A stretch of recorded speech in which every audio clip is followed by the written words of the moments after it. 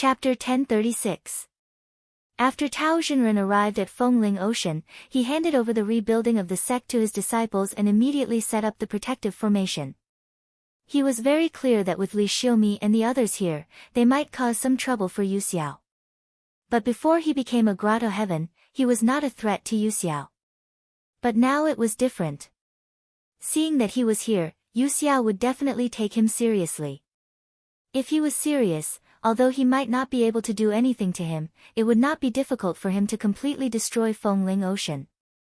If it was serious, he might not even be able to protect his disciples. Therefore, he could only set up the formation quickly to be at ease. A few days later, Mi Xinren of Chengyuezhen Temple also moved in with his disciples. Tao Xinren originally thought that Yu Xiao would have 1 or 2 counterattacks. But after a month, there was no movement at all. He felt that it was a little strange. The two of them discussed and felt that maybe Yu Xiao was tied up with other things and did not have time to care about this place. But this was their chance, so they dropped everything and focused on setting up the formation. With the combined efforts of 2 Taoist Grotto Heavens realm masters, coupled with the continuous supply of precious materials from the Yutsang sect, it only took them half a year to roughly complete the formation.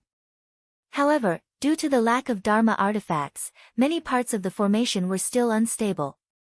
After careful consideration, Tao Xinren took out the formation maps that he made earlier and used them to guard the place.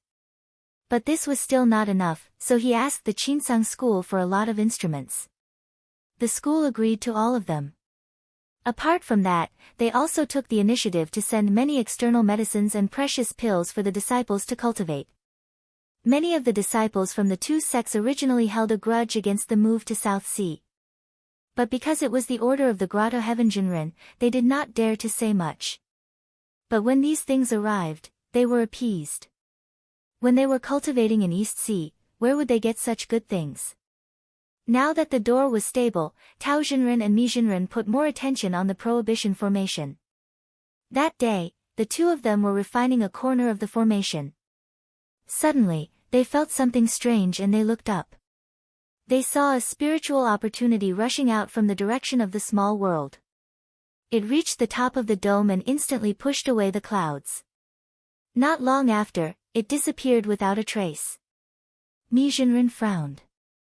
This sect leader Li is a little too impatient. Wouldn't it be safer for us to take that step after we've taken care of the formation? Tao Xinren shook his head and said, "Fate does not come to us. When the time comes, I'm afraid even sect leader Li will not be able to control it." Mi Xinren said, "If we close the portal to the small world first, we might be able to keep it a secret for a while." Tao Xinren said, "Yu Xiao also has eyes and ears in the Fengling Ocean. Closing the small realm gate will only make things worse. Instead, it will force them to make a move. This is not appropriate." Mi Xinren grumbled, "I knew I wouldn't get much peace." Tao Xinren smiled and said, "Fellow Taoist Mi, haven't we been busy preparing for today?" Just now, the situation in the sky was that there were cultivators who wanted to step into the Grotto Heaven. They first caused a change in heaven and earth's spiritual opportunity. However, they needed to achieve it. There were still many more days to go. Although the aura that leaked out disappeared in an instant, it was not difficult for the Jade Sky sect to detect it. Once there were 3 people from the heavenly grottos standing behind them and there was a great formation blocking them, the threat that Feng Linghai posed to them would immediately increase greatly. If they didn't clean up this area, they wouldn't dare to look elsewhere. If they wanted to take down the formation guarded by 3 Grotto Heavens, they would need at least 5 to 6 Grotto Heavens. Just now, there was hope. If they could stop this momentum, they could prevent such a situation from happening. The two of them guessed that Yu Xiao wouldn't tolerate this rejection anymore. It wasn't impossible for them to start a Grotto Heaven war in the Southern Ocean. Thus, after the two of them finished refining this corner, they immediately returned to their cave abodes to prepare. Tao Xinren thought that this matter must be reported to the Qinsang. Thus, after he returned, he immediately wrote a letter and sent it out with his mana. In the Grotto Heaven of the Ministry of Defense, Zhou Ruiying also noticed the change in spiritual opportunity outside. She looked over and it wasn't difficult to tell that the chi came from the Southern Ocean. She stared for a moment and sneered. She turned around and walked away from the chi observation platform. After about 100 breaths, she arrived at a cave abode. There was a huge jade wall in the middle of the place. There was a beautiful cattail hassock below it. In front of the jade wall, there were a total of 8 jade pillars, 5 on the left and 3 on the right. There were carvings, scales, and feathers. It was extremely gorgeous. There were 2 white-haired Daurans standing in the hall. When they saw her coming in, they quickly bowed. Zhou Ruiying didn't say a word. She only raised her hand and the 2 Dauran bowed again. They lit up the incense and went to each jade pillar. After that, they bowed a few times. The jade pillars lit up one by one, and the top and bottom of the cave gradually reflected the stars in the sky, slowly rotating and shifting. Not long after, silhouettes appeared one after another in the pillar of light. However, each silhouette was blurry. One could only distinguish the difference between them from their clothes and silhouette. The person on the left said, "Is there anything, Hall Master Xan Ming?" Zhou Ruiying bowed and said, "Reporting to Jinren Kangzheng, there's a change in the Fengling Ocean today. Just now, someone's chi is stirring the spiritual opportunity. It must be the Grotto Heaven position. May I ask, what should we do?" The first person on the right said, "Only stirring the spiritual opportunity, but it might not be successful." Jinren Kangzheng said, "It's always good to be careful." He turned to Zhou Ruiying and said, "Since we've already decided on the plan, apprentice nephew can act according to this plan." One of his subordinates said in a low voice, "Senior apprentice brother, we need to guard against Qinsong's interference. If a fight breaks out now, it's not what the master wants." Jinren Kangzheng thought for a while and shook his head. "Since Qinsong has placed these 2 people here, it means that they want to use them to restrain me. They won't come personally." As the few of them were talking, someone else interrupted. Zhou Ruiying, however, stood still and expressionless, as if what the other side was discussing had nothing to do with him. After a long time, everyone's opinion finally came to an agreement. Jinren Kangzheng said to Zhou Ruiying, "We will wait for the morning to move. Hall Master Xinming can act according to the previous plan." Zhou Ruiying bowed and said yes. After he straightened up, the 8 pillars' radiance faded, leaving only a shadow on the 4th seat on the left. This person smiled and said, "Junior apprentice sister has done well in the matter of Lishan sect. Yuling Jinren is already moved. If this matter succeeds, no one in the sect will say anything about you." Zhou Ruiying snorted and complained, "Today's change, if junior apprentice sister did not mention it earlier, I'm afraid we can't avoid talking about it." Previously, she did not turn a blind eye to Qing Yu and Chong Yu sects moving to the South China Sea. It's just that at that time, her attention was focused on Li Shan sect's Yuling Jinren. Fortunately, she had made arrangements with the Jinren in the sect, so she was not reprimanded. The shadow smiled and said, "I also know that junior apprentice sister has put in a lot of effort. It's not easy, but master has seen it. In the future, when the situation is settled, I don't think you can escape a part of the credit." When Zhou Ruiying heard this, her eyes lit up. She said, "Mingchen will act. Junior apprentice sister still needs to go and make arrangements. I won't talk much with senior apprentice brother." The shadow nodded and said, "Junior apprentice sister can go." Zhou Ruiying bowed and left the cave. The pillar's radiance behind her also dimmed until it disappeared. In the blink of an eye, the night passed. On the Fengling Ocean, dawn broke and Korea dyed the horizon. Suddenly, a gust of clear air blew over. It looked weak, but when the strong winds came into contact with this air, they dispersed immediately. In just a few hours, the turbulent sea tides that were stirred up by the strong winds gradually calmed down. The strong wind barrier that surrounded the sea boundary actually disappeared without a trace. The cultivators outside the sea area were shocked to find that above their heads was a clear sky. The dark clouds and black winds of the past were completely gone. The road to the inland sea was also no longer blocked. Tao Xinren was cultivating in the immortal abode at this moment, but he was constantly paying attention to the changes outside. Sensing something strange, he shook his shoulder and a clone leaped into the air. When he looked into the sky, he saw a clear air coming from the north. It actually crossed 2 continents and pressed directly on the Fengling Ocean, causing the strong wind to be unable to calm down. As he was looking, there was a flash of spiritual light below and a slim figure appeared beside him. She asked, "Is it Yuxiao School who made a move?" Tao Xinren said in a deep voice, "Yes, this is their first move. They suppressed the strong wind, causing the power of our water and Qi Si to be unable to be released. This will disrupt the spiritual vigor of this place. However, with the defensive formation, this is not difficult to resolve." The two of them knew that Yu Xiao's move would not be so simple. There must be a follow-up move. After a few words of discussion, they turned into a wisp of smoke and returned to their real bodies. According to the previous plan, they each suppressed the formation door and were fully on guard.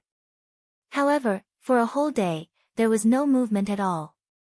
Tao Xinren and Mi Xinren sat still, their faces were also relaxed. Soon, it was nighttime. Suddenly, a ray of starlight flashed from the north end. It went all the way across the mountains and seas, with the momentum of a meteor, it flew towards the location of the formation. When Tao Xinren saw it, his face turned solemn. He picked up the formation flag on the table and shook it gently. Various kinds of illusory lights appeared on the formation. Inside the formation, there were countless dragons, pythons, and carps. Thousands of waves suddenly rose and surrounded the islands in the Fengling Ocean. As the movement of the starlight was too big, all the cultivators in the area looked over in shock. After 100 breaths, the starlight finally rushed into the Fengling Ocean. With a loud bang, it hit the formation. There was a loud bang. Between the sea and the sky, there was a flash of light. The formation that Tao Xinren set up was to use the spiritual vigor to link the islands to form a defensive formation. Originally, it was difficult to be shaken by external forces. However, with this hit, many of the islands shook violently. Many of the temples that were not set up with the formation collapsed instantly. The starlight did not hit anything. Suddenly, it went up to the top of the sky and stopped moving. Tao Xinren and Mi Xinren then saw clearly that it was a silver awl. It was 10 feet long with a pointed head and a bulging abdomen. There was a silver light shrouding it. As it rotated, there was starlight lingering around it. Mi Xinren's face changed. With one look, he knew that this was a real treasure to break the formation. He was about to raise his hand and use the magical weapon in his hand to block it. Tao Xinren stopped him. "Fellow Mi Xinren, Yu Xiao used a real weapon from the start. He must have some other powerful moves. He might be trying to lure me to counterattack. Don't act rashly." Mi Xinren thought about it and put down his hand. The silver awl hovered for a moment. Seeing that there was no movement below, it went down again with a loud bang. Floating astronomy. P.S. I wish everyone a happy Dragon Boat Festival. There will be another chapter tonight. Chapter 1037. After the previous collision, Tao Xinren had some understanding of this talisman. He waved the formation flag again and activated the formation chi to defend. Sizzle. After the silver awl pierced through the formation a few times, there was a slight delay in the operation of the formation. Tao Xinren frowned slightly. Usually, the mountain guarding formation was connected to the spiritual vigor of the earth veins or simply built with the help of real treasures. However, on the Fengling Ocean, there was insufficient spiritual vigor. Hence, he could only use precious materials and formation flags to link the scattered islands together. He also placed his own immortal palace at the eye of the formation.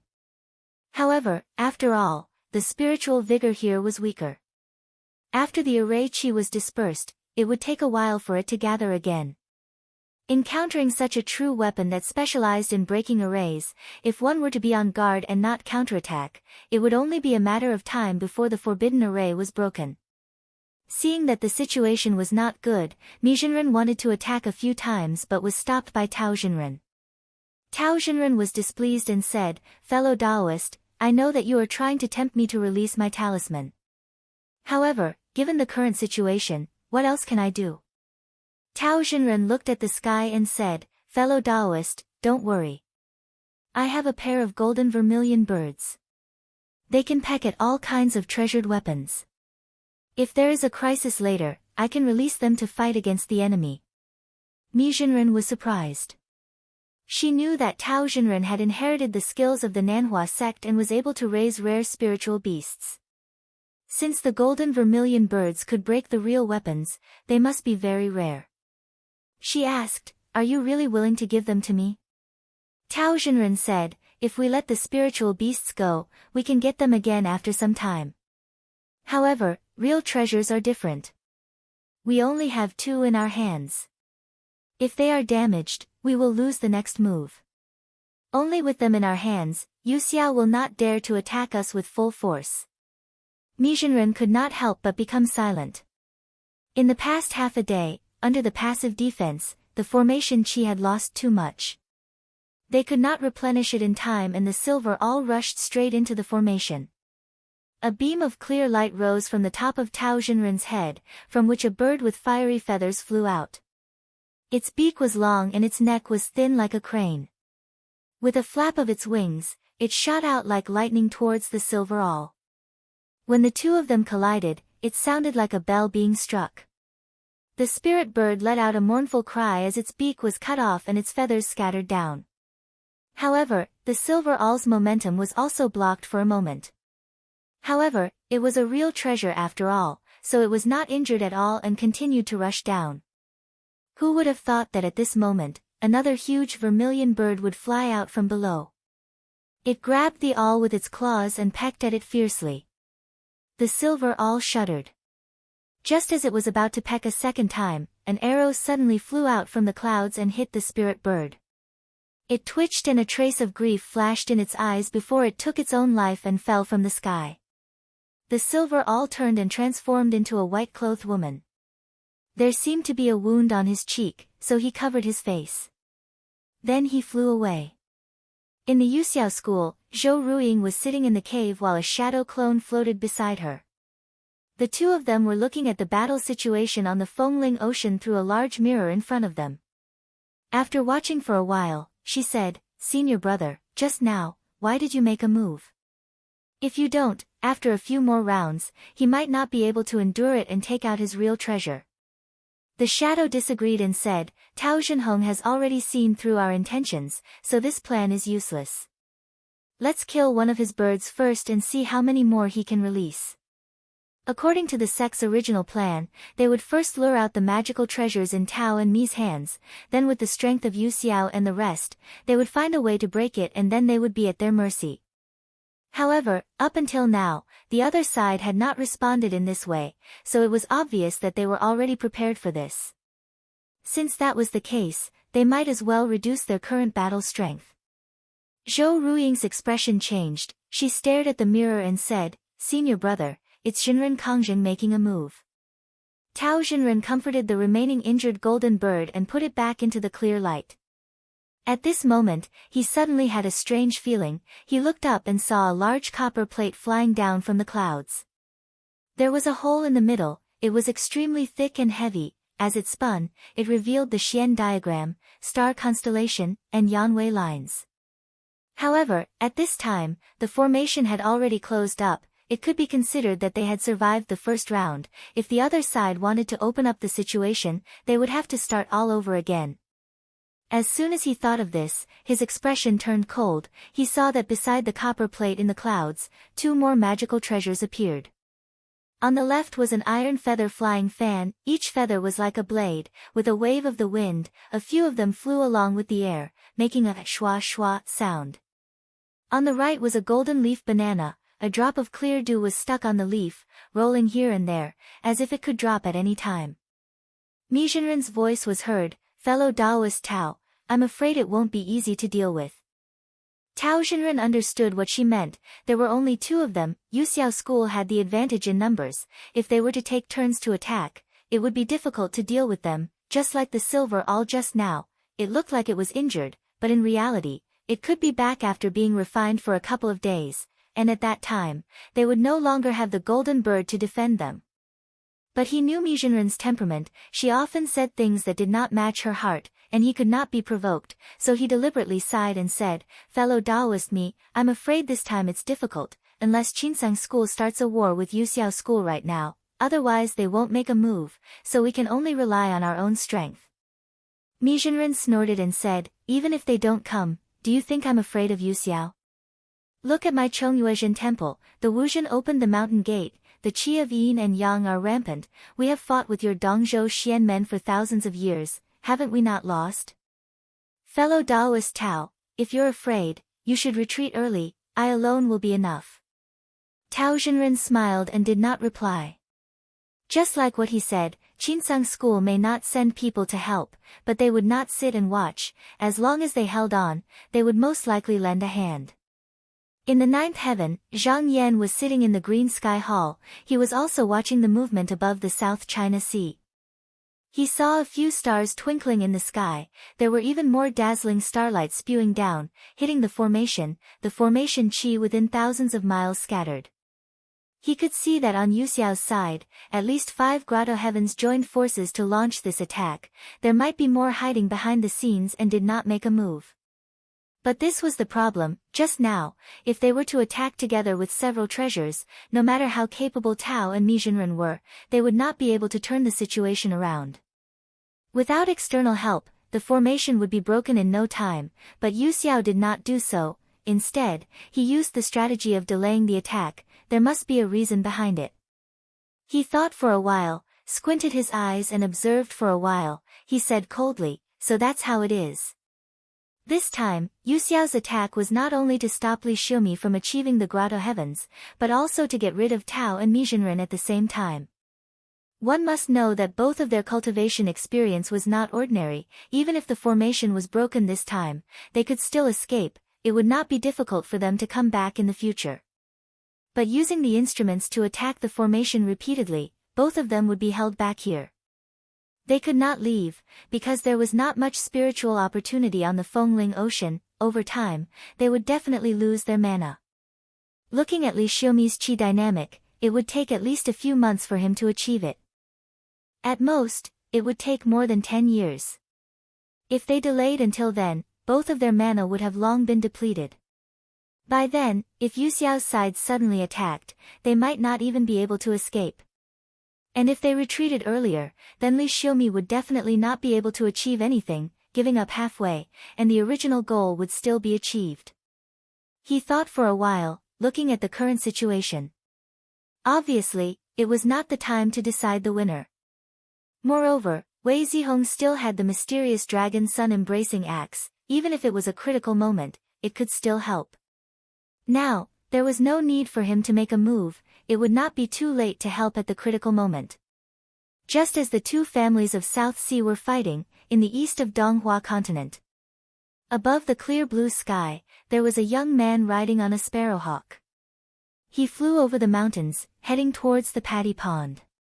He was the disciple of Nanhua sect's Taoist grotto heaven, Huang Yu, and his name was Fang Xin, and previously, he had followed his master to PG Palace. Huang Yu Gong saw that he was arrogant, so he wanted to use this opportunity to teach him a lesson. But because of this, there was no peer comparison. After Fang Xinan came back, not only did he not restrain his prideful heart, he even felt that his horizons had been broadened. However, his aptitude was indeed outstanding. Not to mention that no one in the same generation could compare to him, even the previous generation elders at his age. None of them had the same cultivation as him. This time, he heard about the battle between Tai Hao and Peng Yuan and felt moved. Thus, he took the opportunity while his teacher was cultivating in seclusion to sneak out and watch the show. As he was flying, he suddenly saw a bird with bright feathers fly across the sky. He glanced at it and revealed a surprised expression. 6-word elegant bird. He recognized that this bird was a rare spiritual bird in the rare bird book. The so-called 6 referred to the fact that when its wings were spread out, the left and right wings faced each other, forming a 6 with its tail feathers. Not only could this bird find treasures in the world, but hearing its cry could even prolong a cultivator's life and increase their luck. However, this bird was extremely rare and only lived deep in the mountains, so it was hard to find normally. He didn't expect to meet one today, and looking at its appearance, it seemed to have cultivated successfully and gained sentience. In his excitement, he patted the head of the jade eagle he was sitting on and pointed, "Quickly chase it." The jade eagle let out a long cry, flapping its wings and flying away. However, the bird flew very fast. Due to its small body, it was very nimble, and it especially dove into the gaps between the cliffs and the leaves. However, the chasing party was afraid that it was weak, so they didn't dare to use their mana to catch it. After a few futile attempts, Fang Xinan couldn't help but feel annoyed. He knew that he couldn't catch it, so he rolled his eyes and instructed the jade eagle before leaping up from its back. He rode on the light and prepared to outflank it from both sides. Just like that, the elegant bird was chased until it had nowhere to go. It panicked and hid in a kernel below it. Many houses could be seen. It was actually a mountain village, and there were more than 10 families. At this moment, the village elder was holding a bowl of water and passed it to a young Taoist in a black robe. The latter thanked him and took the water. He didn't mind that the porcelain bowl had a few cracks and drank it in one gulp. Then, he returned the bowl with both hands and said, "Thank you, sir." The village elder hurriedly said, "It's all right, it's all right. A bowl of water is nothing. We still have to thank Taoist priest Yuan for not expelling the poisonous bug for us." Yuan Jianqing said, "I came to the mountain because I heard that there was a celestial Ganoderma here, so I came to look for it. Expelling the poisonous bug was just something I did in passing. There's no need for you to thank me." When the village elder heard this, he couldn't help but reveal a look of reminiscence. He frowned and said, "The celestial Ganoderma that Taoist priest mentioned, I seem to have heard of it before." Yuan Jianqing was a little surprised. He cupped his hands and said, "If you know, please don't hesitate to tell me." The village elder thought hard for a while, then suddenly slapped his thigh and said excitedly, "That's right, my grandpa once said that when he was young, he followed an uncle into the mountains to pick herbs. He once saw the celestial Ganoderma. It's right there, right there." Before he could say where the Ganoderma was, a cry of surprise came from behind him. A bird flew over. A villager couldn't dodge in time and was brushed by it. He screamed and lost half his arm. Yuan Jingqing's eyes sharpened. A demonic bird? He made a hand sign and the magic sword at his waist suddenly flew out and slashed in the air. A spray of blood spurted out and the bird fell to the ground. Then, he waved his hand and put the sword back. At this moment, a sudden cry came from the sky. The villagers looked up and saw a young man standing in mid-air on a brilliant light. His face was full of shock and anger. They hurriedly knelt down and called him Celestial Master. The young man pointed at the corpse of the bird and said angrily, "How could you kill it?" Yuan Jianqing glanced at him and held the sword horizontally in front of his chest. He put 2 fingers on the ridge of the sword and slowly wiped away the blood on it. He said coldly, "This kind of demonic bird that can harm people, I killed it. Why can't I?" Chapter 1038. Fang Xinan had long regarded the bird as his own. He was about to catch up to it but it was killed by someone else. He couldn't help but feel heartache and pity. Now that he was stabbed by Yuan Jingqing's words, he was even more furious. However, the other party's cultivation level was similar to his, but the sparrowhawk wasn't by his side. He knew this wasn't the time to flare up, so he snorted and held it in. Yuan Jianqing didn't care about him at all. He flicked a pill to the side of the one-armed villager and said, "Consume it and it will save your life." The villager's family hurriedly helped him consume it. Indeed, not long after, the blood loss stopped and he could stand steadily. The whole family was moved to tears and knelt down to thank him. Fang Xinan scoffed, "Ants, if they die then they die, do they deserve to be so important to you?" Yuan Jianqing said indifferently, "Born as a human, you should be the master of heaven and earth, the leader of all living beings." You regard demons as precious and humans as lowly, you're obviously a beast. You. Ever since Fang Xinan entered Dao, his fellow disciples in the sect all praised him, and his masters praised him. No one dared to talk to him like this, so he couldn't help but feel angry. At this moment, there was a sudden cry.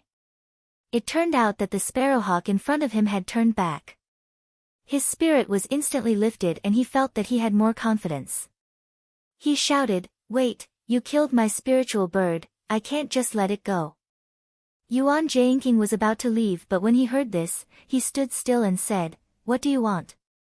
Fang Xinan said, "You're also a cultivator, so let's have a match. If you lose, you'll have to return my spiritual bird, if you can't, then you'll have to use your life. If I lose, what do I need? You name it, do you dare or not?" Yuan Jianqing grew up and was influenced by fighting and killing, so he didn't fear fighting with others.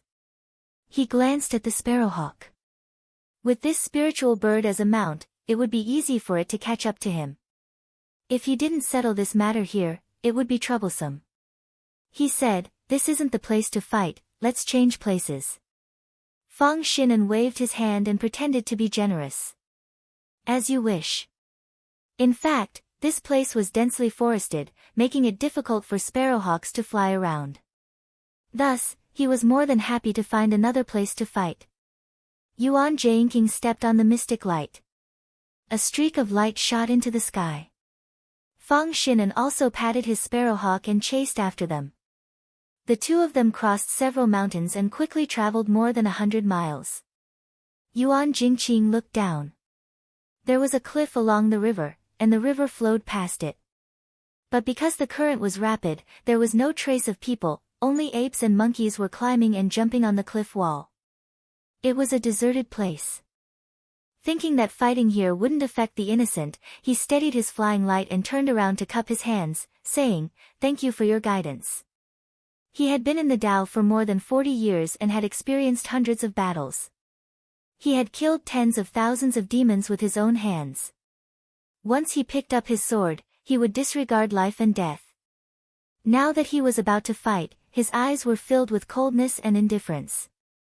However, when this calmness entered Fang Xinan's eyes, his heart shuddered.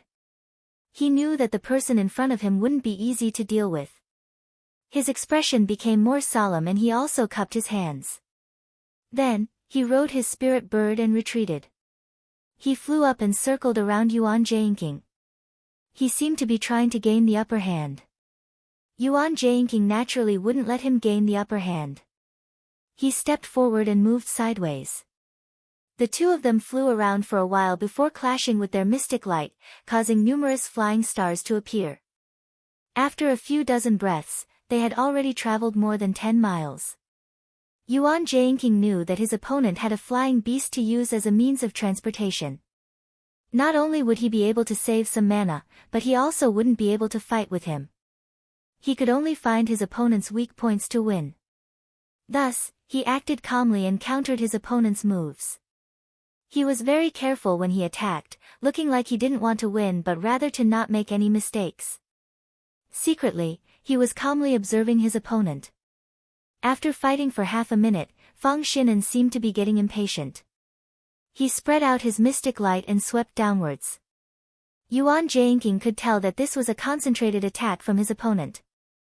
If he were to dodge, not only would he lose his momentum, he would definitely be in a passive position. He also wanted to test the mana of a cultivator of the same generation in Donghua. Thus, he didn't show any weakness. He activated his mystic light and went forward. Boom! Both of them trembled.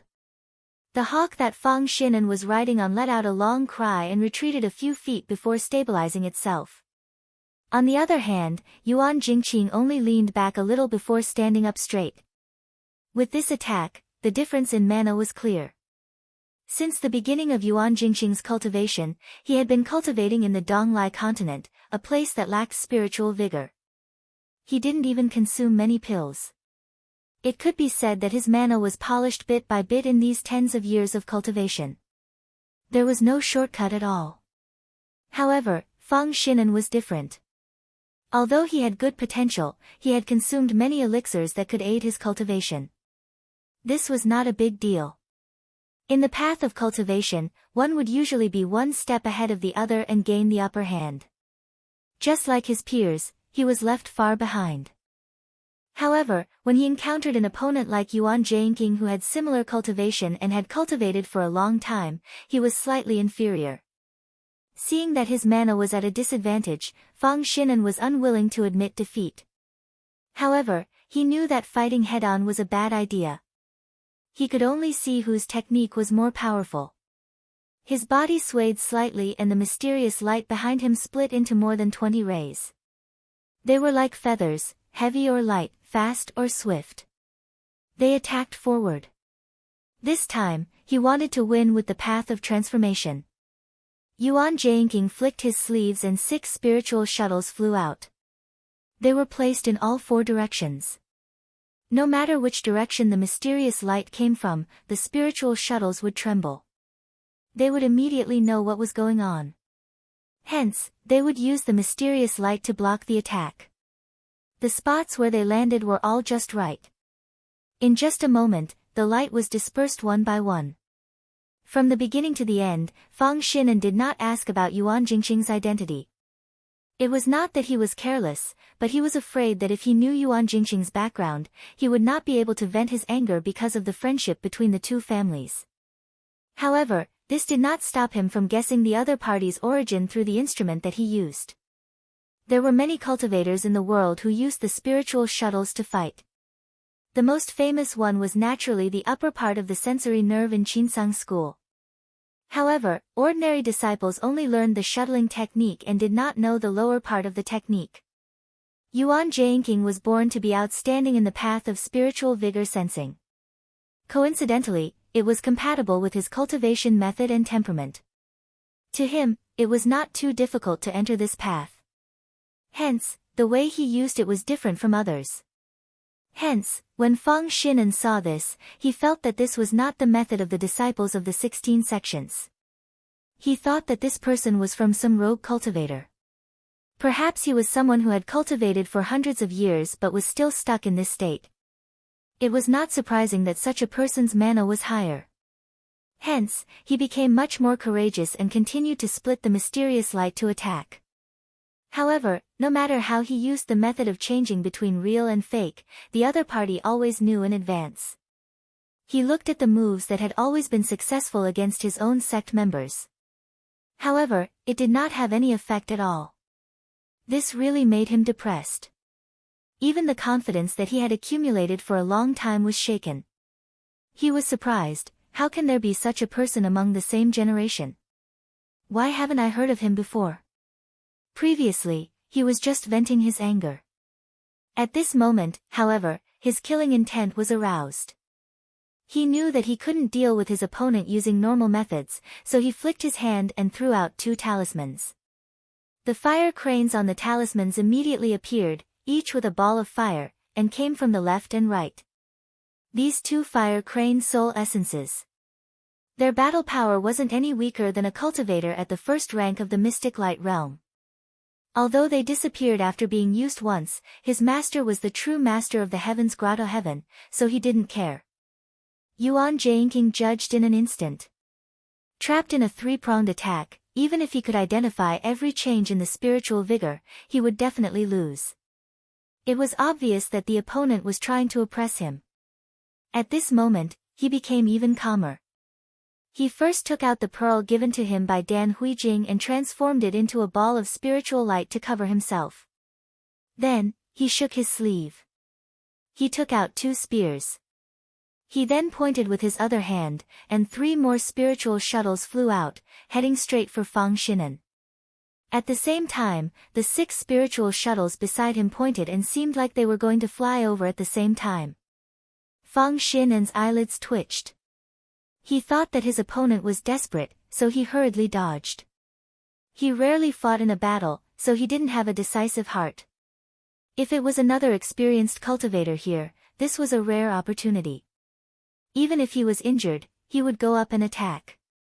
He would kill his opponent on the spot. His dodging immediately gave Yuan Jingqing an opportunity. He held the spear and aimed it at a fire crane that was charging at him. When it was very close, he threw it. Because he often went to battle to kill demons, he especially liked to use spears. Thus, when he returned to the East Flower Continent, he brought more than 100 spears with him. He had refined them in Pingyuan's sect, so they weren't real artifacts. However, under the control of his dermic powers, cultivators of the same generation would be injured if they weren't on guard. This spear was fast and ruthless. The fire crane didn't have time to dodge, and its body was instantly penetrated. It immediately exploded and turned into a ball of raging flames. At the same time, another fire crane crashed into the protective spiritual light. The light suddenly dimmed as if it was about to crack. At this moment, the mysterious light under Yuan Jingqing's feet extended and wrapped around the fire crane. Then, he made a hand seal, and with a clang, the sword at his waist flew out. A sword ray swept across and cut off the crane's head. At the same time, his dermic powers circulated, and he stepped on the mysterious light. He pulled himself up and rushed out of the explosion. After avoiding the threat of the spiritual shuttles, Fang Xinan saw that they didn't chase after him. He was also a quick-witted person, so he immediately understood that the opponent was just bluffing. However, he missed the opportunity, and it was too late for regrets. In annoyance, he also summoned a jade rui in the air, and a ray of light hung down to protect his body. He was about to come back and attack, but in just a moment, the two fire cranes were destroyed one after another. Before he could do anything, he saw that the 9 flying shuttles were no longer in the same place. Instead, they shot towards him from different directions. He hurriedly rode his sparrowhawk to dodge, but he only managed to dodge 3 or 4 of them. The remaining ones couldn't be avoided, and he was stabbed one after another. Fortunately, he had the protective spiritual light, so he wasn't injured. However, being suppressed made him very angry. He reached into his sleeve and wanted to take out another spiritual treasure to fight the enemy. Suddenly, the sky above him darkened. He looked up and saw that Yuan Jingqing had arrived above him, holding a short spear. He suddenly shouted, "Kill!" This shout was filled with murderous intent, like thunder in the clear sky. Fang Xinan was intimidated by his aura, and he couldn't help but feel his heart tremble. Then, he saw the long spear fall like lightning. With a boom, the jade rui and the short spear exploded, and the spiritual light on his body also dissipated. Yuan Jingqing saw an opening, and with the guidance of his divine will, the spiritual shuttles that were originally surrounding him charged forward. Faced with this scene, Fang Xinan was so shocked that his face turned pale. His mind was blank, and he didn't know what to do. Just as his life was about to be taken, a white feather suddenly flew out from his chest, and instantly grew to 10 feet long. It wrapped around his body and the sparrowhawk, turned into a ray of light, and brought him to the top of the clouds. With another flash, he had already disappeared into the blue sky. Yuan Jingqing looked, and after confirming that the opponent had escaped, he thought to himself, this person controls a flying beast. Even if he isn't a disciple of the South Flower sect, he's still related to this sect. Since I can't kill him, I have to guard against him coming after me for revenge. I can't stay here for long. He thought for a moment, then turned into a ray of light and fled into the depths of the forest. Chapter 1039. Above the South Sea, between the sky and the sea, the wind and waves rolled, the sound of talismans and formation chi clashing could be heard. Tao and Mijinren guarded their spiritual vigor, but because the formation-breaking treasures were rare in the world, they were not as pressured as before. Whenever there was a gap in the formation chi, they would immediately go up to make up for it and were able to handle it. However, they did not stop for a moment and did not have the chance to cultivate. Even if they had the Dan Jade, they did not have the chance to take it out. They knew that if this continued, they would not be able to hold on for long. After fighting for 4 to 6 hours, Jinrenmi suddenly saw a dangerous situation in the corner. He snorted coldly, and a clear light rose from his back. With a crackling sound, like thunder and lightning, 2 streams of chi, one black and one white, flew out of the formation, then slashed down from the sky. The treasures in the sky all had spirituality and sensed the danger. They all dodged at the same time, allowing the two chi dynamics to fly along the sea. This was the Yin-Yang Liuan flying knife that Chongyuezhen Temple and Donghua mystic sect had been fighting for thousands of years. Now that Jinren Dongtian, was using it, its power was extremely great. It actually split the seawater with one knife and split the heaven and earth. It rumbled out of Fenglinghai and headed straight for the South Cliff continent. If there was no one to stop it, just by looking at its momentum, it would not be difficult for it to split the continent and destroy the mountains, rivers, and earth veins. The South Cliff continent was the place where Yu Xiao's spiritual vigor gathered. Naturally, it would not allow others to destroy it. Just as the two chi of the daggers were about to hit the land, a jade pendant flew in from the sky. It trembled slightly and suddenly turned into thousands of pieces, stacking up and forming a white jade mountain. The two chi of the daggers collided with the top. Where the white chi shot out, there was a sound of metal breaking. A deep slash mark appeared on the top, as if it could almost pierce through the mountain. But where the black chi passed, there seemed to be no movement on the surface. After a few breaths, suddenly, there was a rustling sound. Countless pieces of jade fell like rotting, and a clear slash mark appeared on the inside.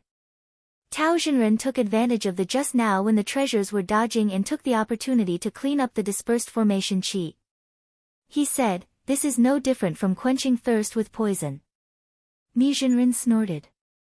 "Still, it's better than letting our transcendent artifact break and letting the enemy come at us fearlessly." She initially thought that Tao Xinren was going to talk about something that she did not want to listen to, but this time he nodded and said, "That's right." Looking at the situation, Yu Xiao has already made up his mind to fight for a result. He wants to weaken my mana first and weaken my spiritual vigor. In that case, we might as well do as he wishes and return the favor. It's better than always getting beaten up. They could see that Yu Xiao and Zhu Zhen did not move their real bodies, they did not even send out their clones, they only used their magical weapons to attack from afar. It was obvious that they did not want their cultivation to be damaged, and they used their mana to fight back. However, this was a disadvantageous move and it was exactly what the other party wanted. They waited until they were exhausted. When one's spiritual power is weak, that is when the opponent will use his killing move. However, before that, he wouldn't go all out. The two of them had only exchanged a few words when the precious treasure above them came again. Thus, their spirits were roused. They fought again. Half a day later, a ray of silver light suddenly flew over from the sky. Spiritual Master Tao could tell at a glance that it was the silver shuttle that was repelled by them last night. He didn't want to spend the night. Unexpectedly, it was already in perfect condition, 1 or 2 days earlier than he expected.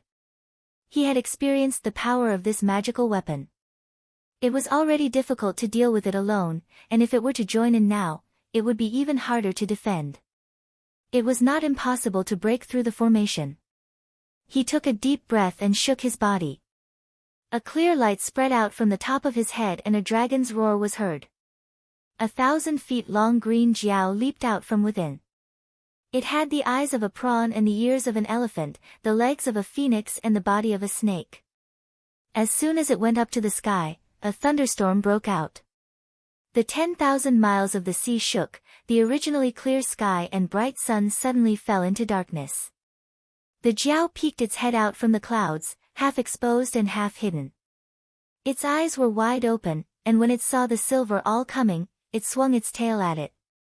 The moment it moved, the magical weapons in the sky were about to intercept it. Below, Jinren Mi's eyes shone brightly as he looked towards the horizon. His index and middle fingers closed together, ready to strike from afar. Before he made his move, a sharp blade aura burst forth. Even though these magical weapons were under his control, they were only here to break the formation, not to risk their lives. They were also afraid of being injured, so they stopped. That silver all also sensed that something was amiss, and tried to dodge a few times. But even though its power was great, its rotation was not as nimble as the dragon's tail. After dodging a few times, it was hit squarely, and was sent flying far away by a mighty force. The Jiao dragon let out a long roar and came out from the clouds. It chased after it, as if it wanted to destroy this magical weapon. But at this moment, the arrow that killed the vermilion bird appeared again.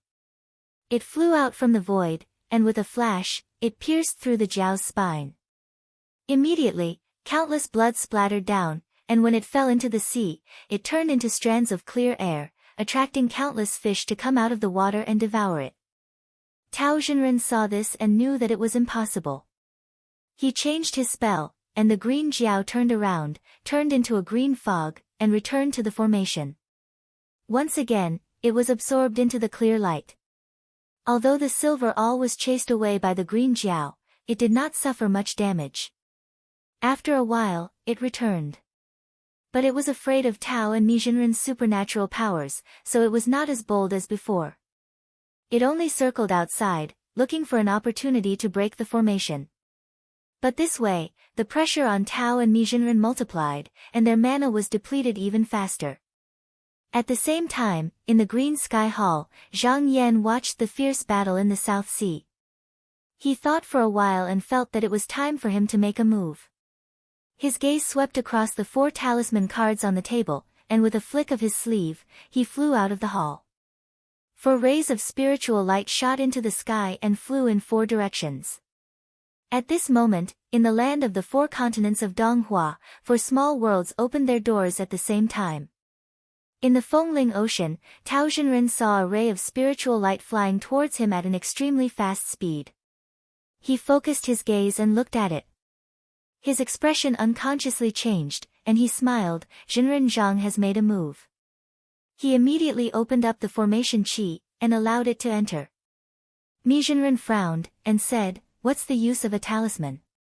Tao Xinren smiled, "You'll know in a moment, brother Mi." After the talisman entered the formation, it went straight to the small world. At this moment, Wei Zihong was standing in front of the border gate. When he saw it, he immediately bowed and received it. Then, he flew quickly to the stone tablet of the small world's key, and solemnly placed it on top. In the southeast, on Mount Bo Lai, Fu Baoxing also received the talisman in front of the border gate, and after a while, he went to the key in the small world. In the northwest, under the Hope River, waiting there was Qi Yuntian's registered disciple, Zhou Xian. After receiving the talisman, he did not dare to delay and hurried to the inner world. In the northeast, the small world was opened in half a day. The one who received the talisman here was an elder of the Chen clan. He bowed to the sky, and also went to the most similar thing. Zhang Yan did not stay long in the hall.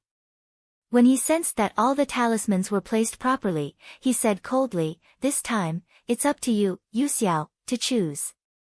He took out a spell, and with a light shout, he moved all the mana in his body. As he moved, the 4 talisman immediately poured in a huge force, and at the same time, it affected the formation mechanism of the 4 small worlds to absorb the spiritual vigor of heaven and earth. It was as if there were suddenly 4 Dongtian Zhenren in the heaven and earth. At this moment, the Donghua Zhenren immediately felt that their qi activity was slightly stagnant, and they couldn't help but be surprised. They all made a spell, looked at the qi, and observed the spirit to find out the reason.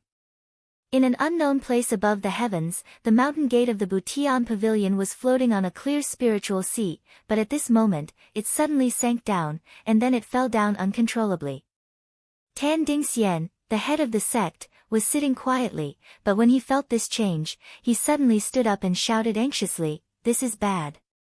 The spiritual sea is collapsing, our mountain gate is going to fall." He hurriedly used all the mana in his body, disregarding the loss of his cultivation, and dispersed the clear air to support the mountain gate. However, his power alone was too weak, and he couldn't stop it at all. He quickly shouted, "Junior brother, where are you?" A clear light entered the hall, and Bujingsu appeared. He hurriedly said, "I'm here to help the head of the sect." Tan Dingxian said with difficulty, "Junior brother, quickly activate the talisman and ask the other friends to come and help."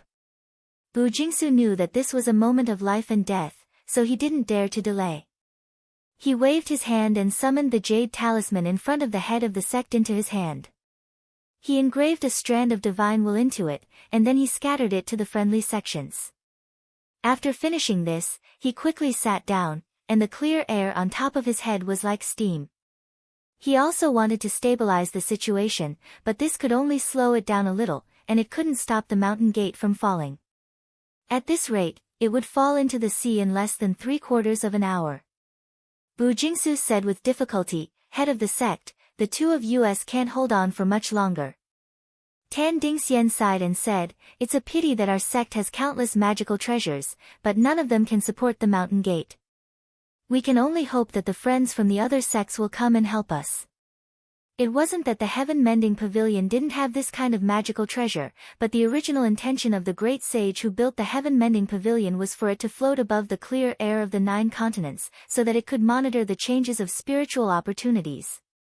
In order to prevent the younger generation from neglecting their duties, the first generation of the sect master set a rule that the disciples of the pavilion were not allowed to use magical treasures to support the mountain gate. Taihao School, Mount Duguang. Under the big immortal tree, the sect master Shang Shooting was sitting in the shade. Just now, he had already received the heaven-mending pavilion's distress signal, but he was stroking his beard in silence. After a long time, he shook his head and put it aside. It wasn't that he didn't want to help his friends, but this big immortal tree was used to suppress the eye of the great formation that protected the mountain. Pulling one strand would affect the whole thing. The 4 spirit leaves on the tree were already connected to the formation, so how could they be taken down so easily? He needed to first calculate the spiritual opportunities and slowly pull them out to remove them. Only then would it not harm the foundation. If he really wanted to take them down, even if it went smoothly, it would still take 60 years. Only half a year had passed, so how could he have enough time? Naturally, if he didn't care about the great formation and the divine tree, he could take them down immediately, or he could personally go over and support the mountain gate with them. However, doing so would cost him a lot of energy. As the sect master, how could he be willing to sacrifice his own benefits for the heaven-mending pavilion? At this time, a child came over and said, Sect master, spiritual master Sure is asking for an audience. Shang Shooting said, bring him over. Not long after, spiritual master Sure walked over. After greeting him, he said, Sect master, disciple just now received a letter from Southern Flower Sect's friend Huang. He said that the heaven-mending pavilion wanted to ask for the spirit peng to support the mountain, but it was tactfully refused. Shang Shooting shook his head and said, that spirit peng is the Southern Flower Sect's guardian spirit bird, so how could it be given away? This is within our expectations. Spiritual Master Sure probed, are we just going to sit and watch as the heaven-mending pavilion falls?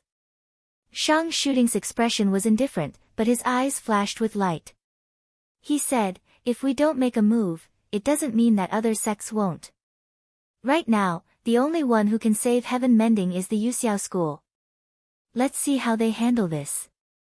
Floating Astronomy. Chapter 1040. Once the heaven-mending pavilion's letter asking for help arrived at the Jade Heaven Gate, Zhou Ruiying read it herself. Although she had the title of managing the secular affairs, this kind of matter was not something she could make the decision on her own. She could only ask the other heavenly passages in the sect to discuss it together. In the cave, the 8 jade pillars lit up one by one. Although there were a few people attacking Feng Linghai from afar, it did not stop him from transforming into a shadow. Jinren Kangjing's position was the highest here. He spoke first, there are 4 spirit caves in the continent at the same time, and it is also the crucial time for us to attack Fengling Ocean. It is not difficult to conclude that this is the arrangement of Qinsang School. We need to quickly think of a countermeasure. The person sitting next to him was the sect's Bai Bai Hall master. His position in the clan was slightly lower than his. He said, if we go to save them, we need at least 3 or 4 people to go out and take turns. Only then can we protect Butian Mountain Gate. But if that is the case, the matter of sweeping the South Sea will be difficult. Senior, do you want to stop attacking and come back? Before Jinren Kangjing could speak, the 3rd Upper Origin Hall Master said loudly, absolutely not. We have been planning for the South Sea matter for a long time. Now that we have made our move, we must resolve this matter. If we return without accomplishing anything, how can we, Yuxiao sect, keep our face? Once he said this, most of the people present agreed. If it was a normal sect attacking Fengling Ocean and could not take it down this time, they could naturally look for another opportunity. However, Yuxiao School was one of the three great mysterious sections.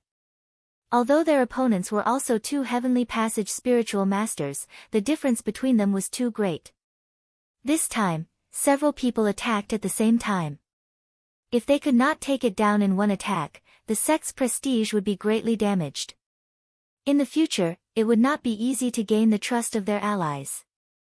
It must be known that doing the same thing might be very easy. But if they did not have prestige, they would need 10 times or even 100 times the strength to push it forward. Moreover, a great disaster was coming. This was not something they wanted to see. Zhou Ruiying asked, then. Is Butian Pavilion not going to save them? To the right was where the Wu clan's Grotto Heaven's spiritual master was. The leader, old Wu Ruyang, immediately disagreed. We can't do that. If we sit back and watch Butian suffer, we will lose the trust of our allies. Who will believe us in the future? Jinren Kongjing said, what spiritual master Wu said is correct. The heaven-mending pavilion must be saved. Hall Master Bai Bai said, I don't know where Qinsang School found those small desolate worlds. Although it can absorb a large amount of spiritual opportunity, there must be a limit. I think it can only last for a few days and wait for the spirit sea to calm down, then it will be fine. Although the two of them said so. However, there was no response from below. No matter what, in order to save Mending Tian, he needed to circulate the clear qi to support him. Even if it was only for a few short days, it would be a great loss to their cultivation.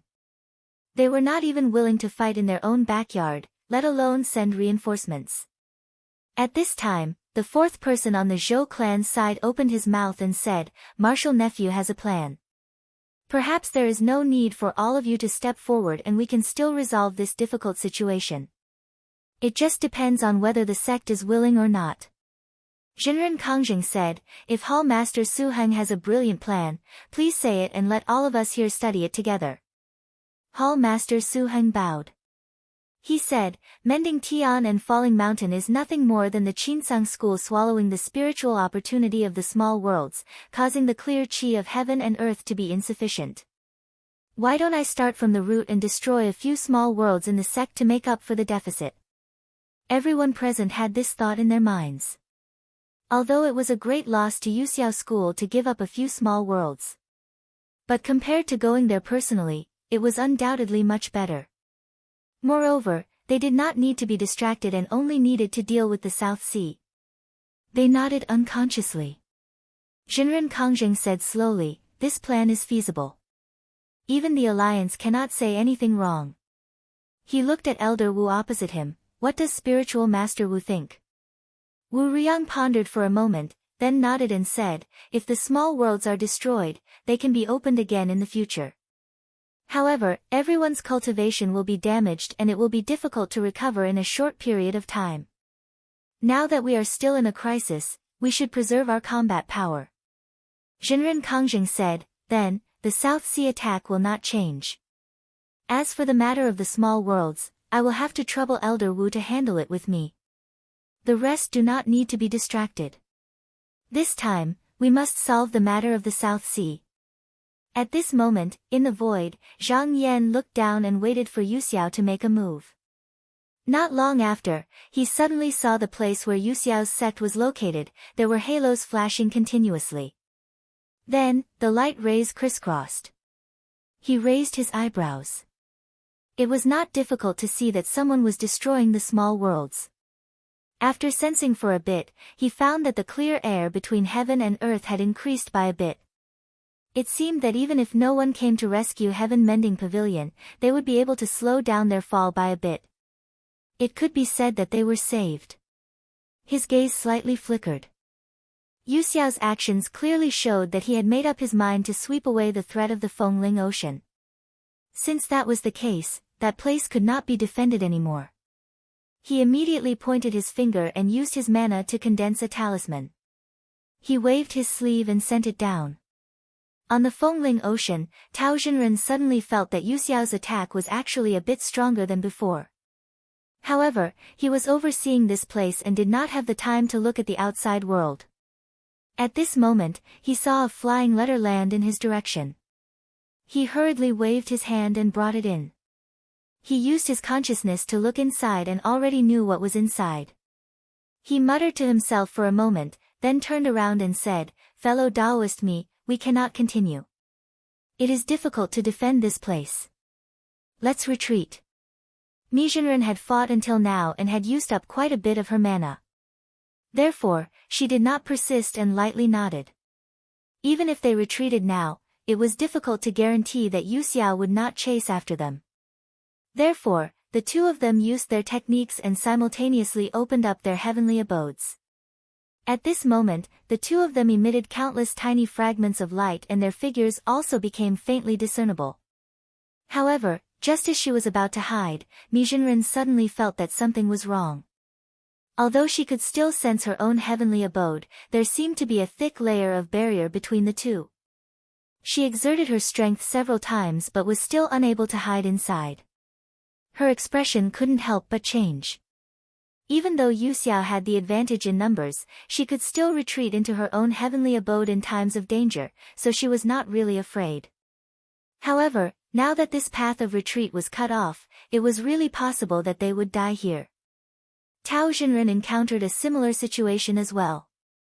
He frowned slightly before calming down and sensing for a moment before suddenly raising his head to look up into the sky.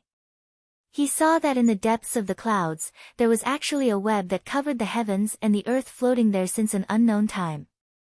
The area it enveloped was extremely vast, and it was actually impossible to see the end of it with a single glance.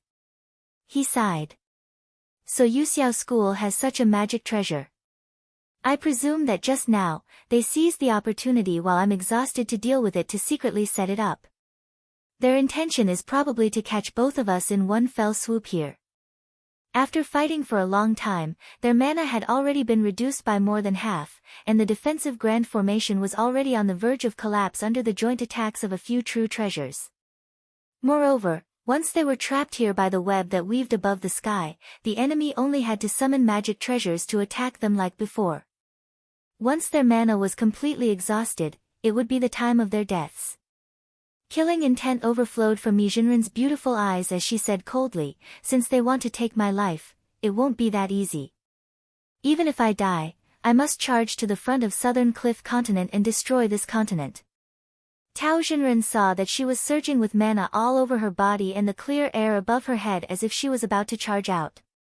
He hurriedly stretched out his hand to stop her and said, "Fellow Taoist, wait." Mi Zhenren's movements paused and turned around with a contemptuous look on her face. She said sarcastically, "What, sect leader Tao, could it be that you're at a dead end and want to kneel down and beg for mercy? If you want to go, then go.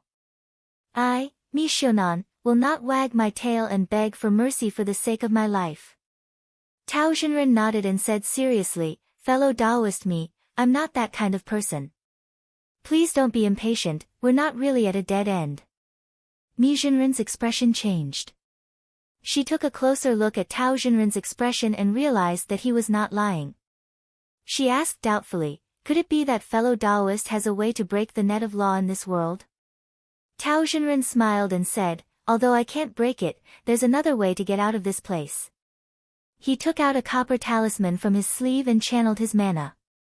Suddenly, the sea water surged and the spiritual vigor changed rapidly as if something was about to rush out. Mi Zhenren's face was filled with alertness. A rumble was heard and a bronze palace in the shape of a tall pillar appeared on the Fengling Ocean. Mi Zhenren was stunned as he saw the numerous dragon carvings on the outside of the palace.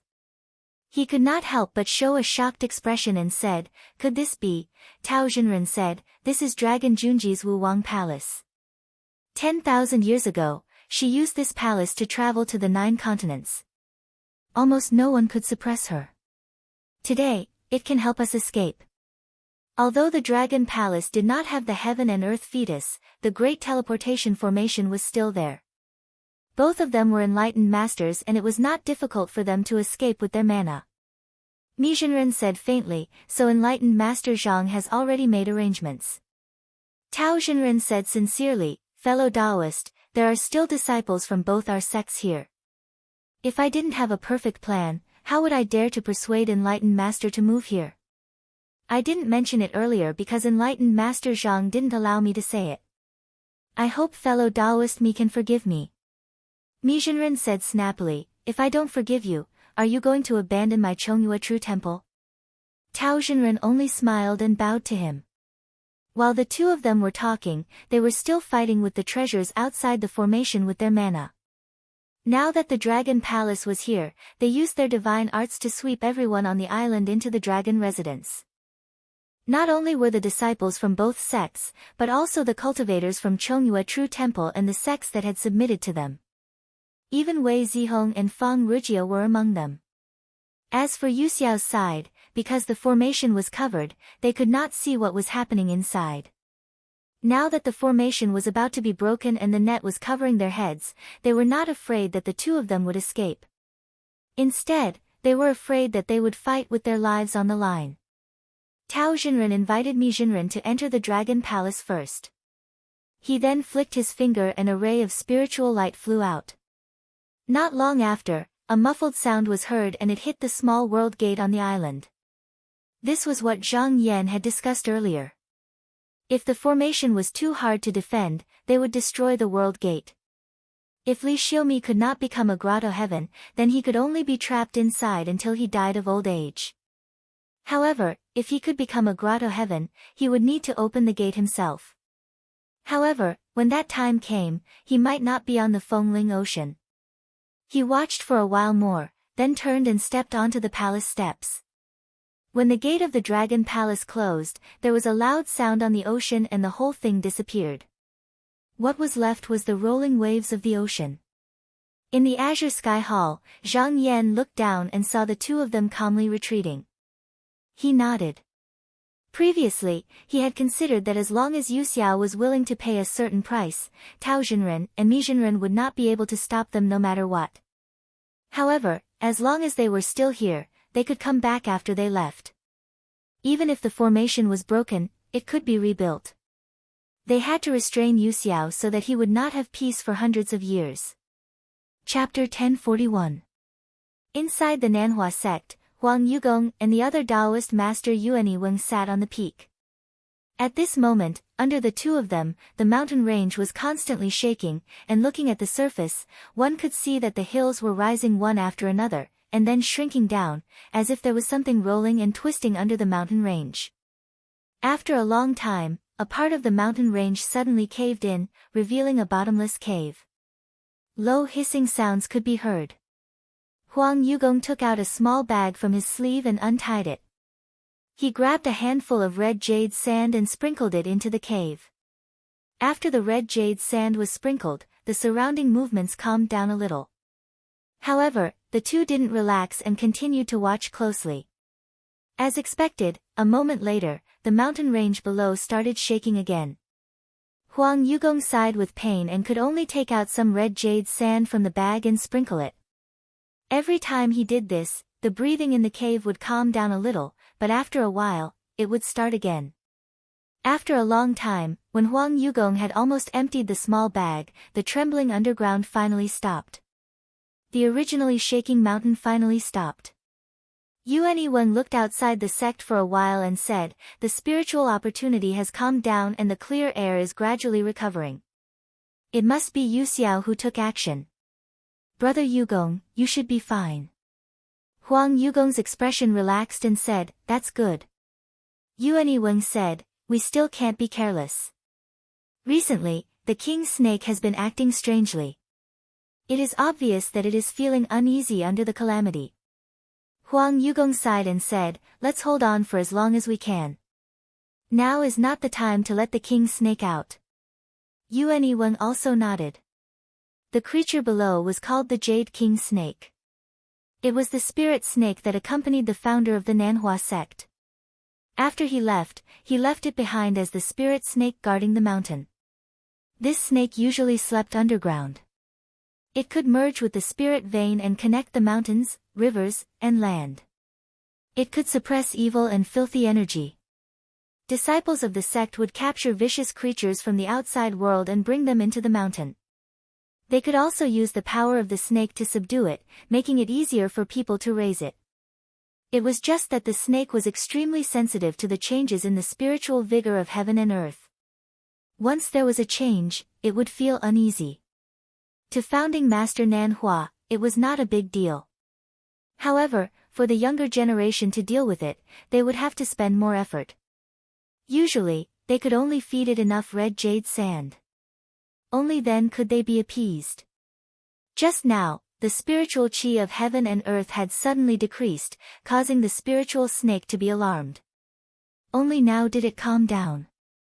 Previously, when Heaven Mending Pavilion sent a letter asking for help, the Southern Flower sect wasn't completely unwilling to help.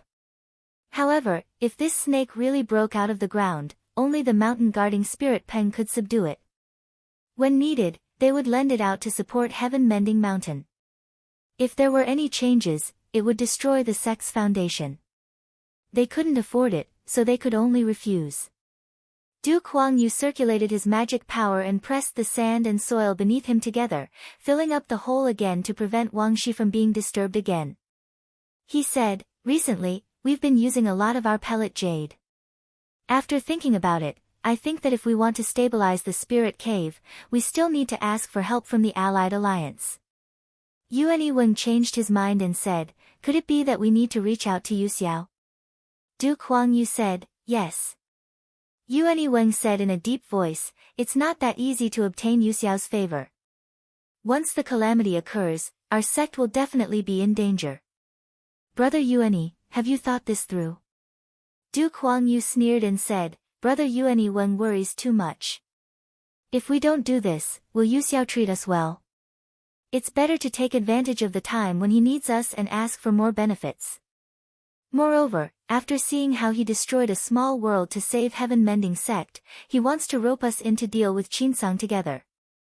He most likely won't refuse our request." Yuan Weng thought about it and nodded.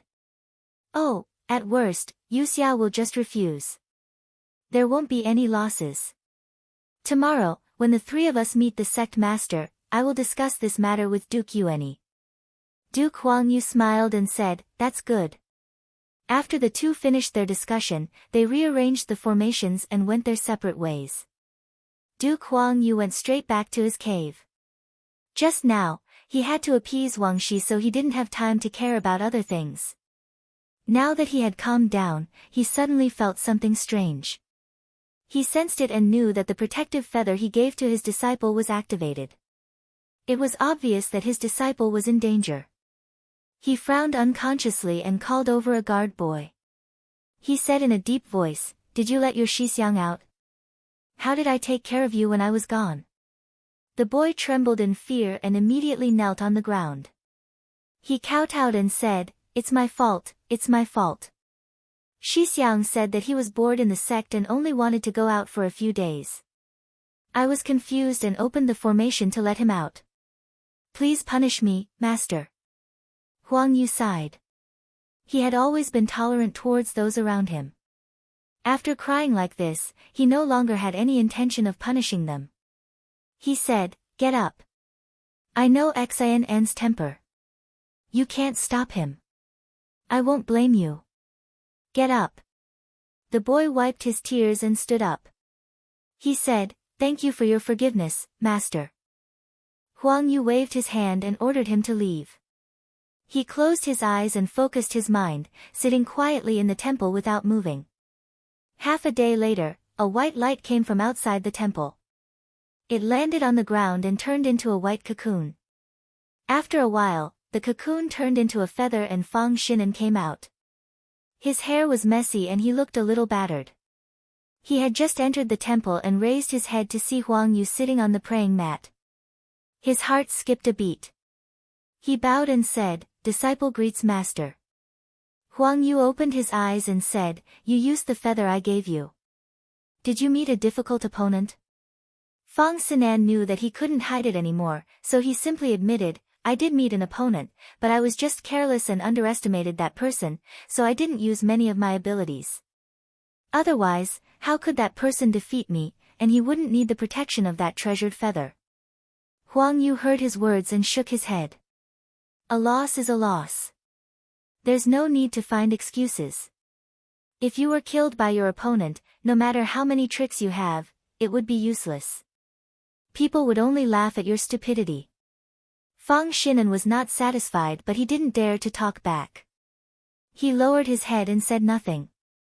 Huang Yu thought for a while and said, I know you don't want to stay in the school to cultivate. If that's the case, I'll allow you to go out and train. But remember, there's always someone better than you.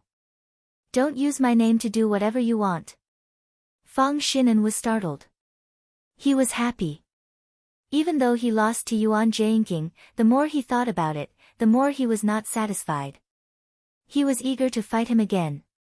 He was thinking about how to find an excuse to leave, but he was very happy after hearing Huang Yu's words. He said loudly, Master, don't worry. I won't use the name of the school to do anything. He was only 15 years old and was still a teenager.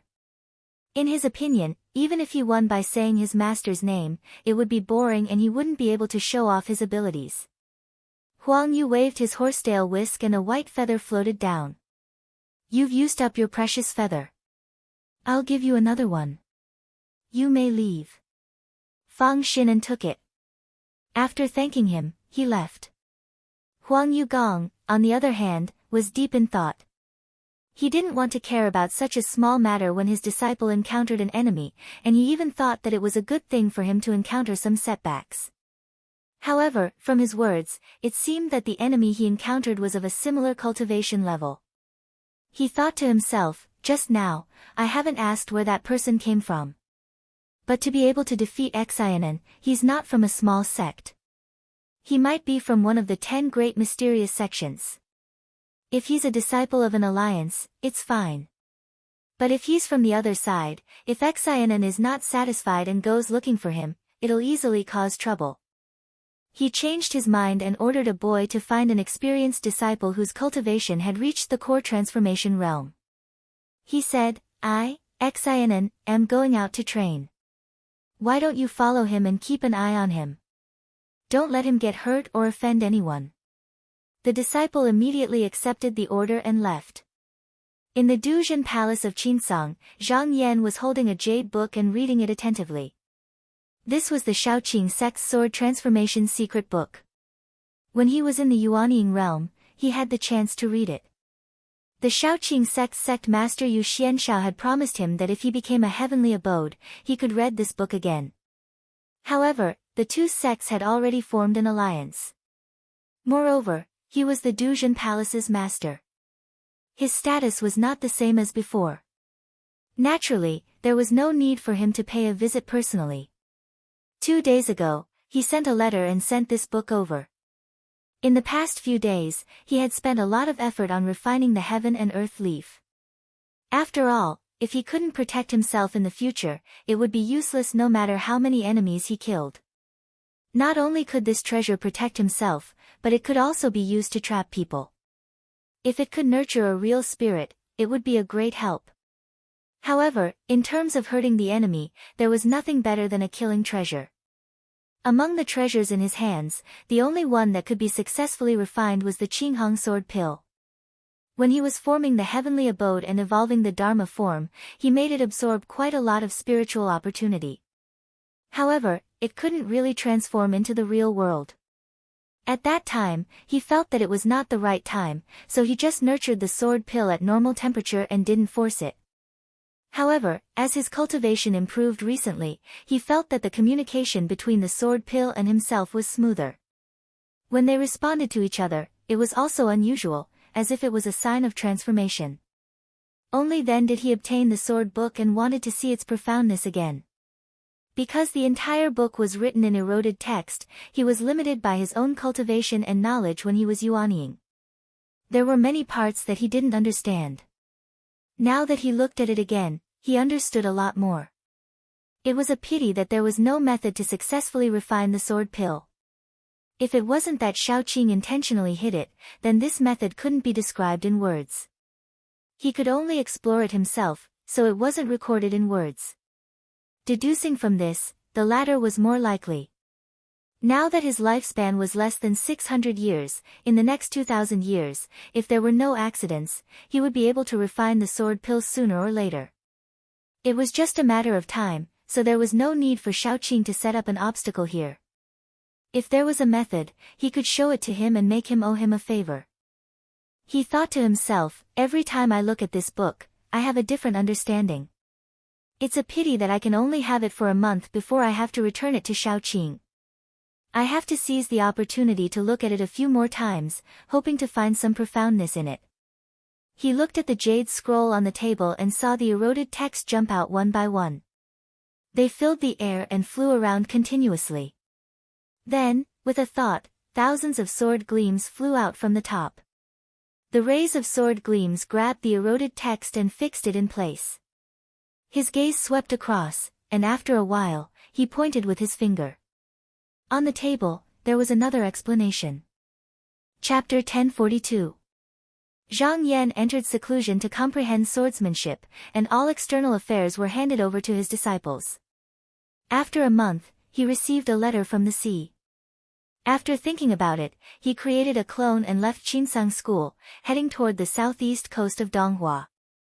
Half a day later, he arrived at the sea. He did not stop here, but traveled hundreds of miles. He saw an island hidden in the fog below, and he knew that he had reached the boundary. He pressed down the clouds. This island was called Mount Bo Lai, and there was a high cliff on the mountain. The moon hung in the night, and the sun dragged the clouds. In ancient times, the mortals on the land used to call it, Immortal Mountain. When he bumped into Patriarch Jing Tsang in the void, the latter had given him a total of 3 small realms in order to ask for his help. Later, the 3 upper halls each took one, and the small realm occupied by the Hall of Duzhen was here. Although this mountain was on the sea, it was still within the borders of Donghua realm, and it was naturally full of spiritual energy. However, after thousands of years, all the cultivators of the sects that set up their mountain gates always felt that their breathing was not smooth, and it was difficult to move their mana. Because no one could find the real reason, all of them reluctantly gave up. Because this place was not far from the Donghua continent, it was originally abandoned by cultivators and occupied by mortals. However, the restrictive matrices set up by the sects in the past were still there, so after many years, there was no trace of people. Instead, there were many strange birds and rare animals.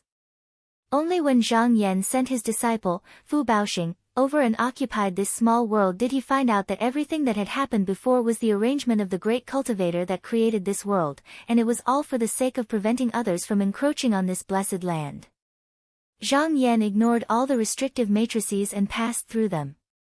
He arrived at the top of the high cliff in the middle of the island and looked down. He saw a jade archway between 2 neat large rocks.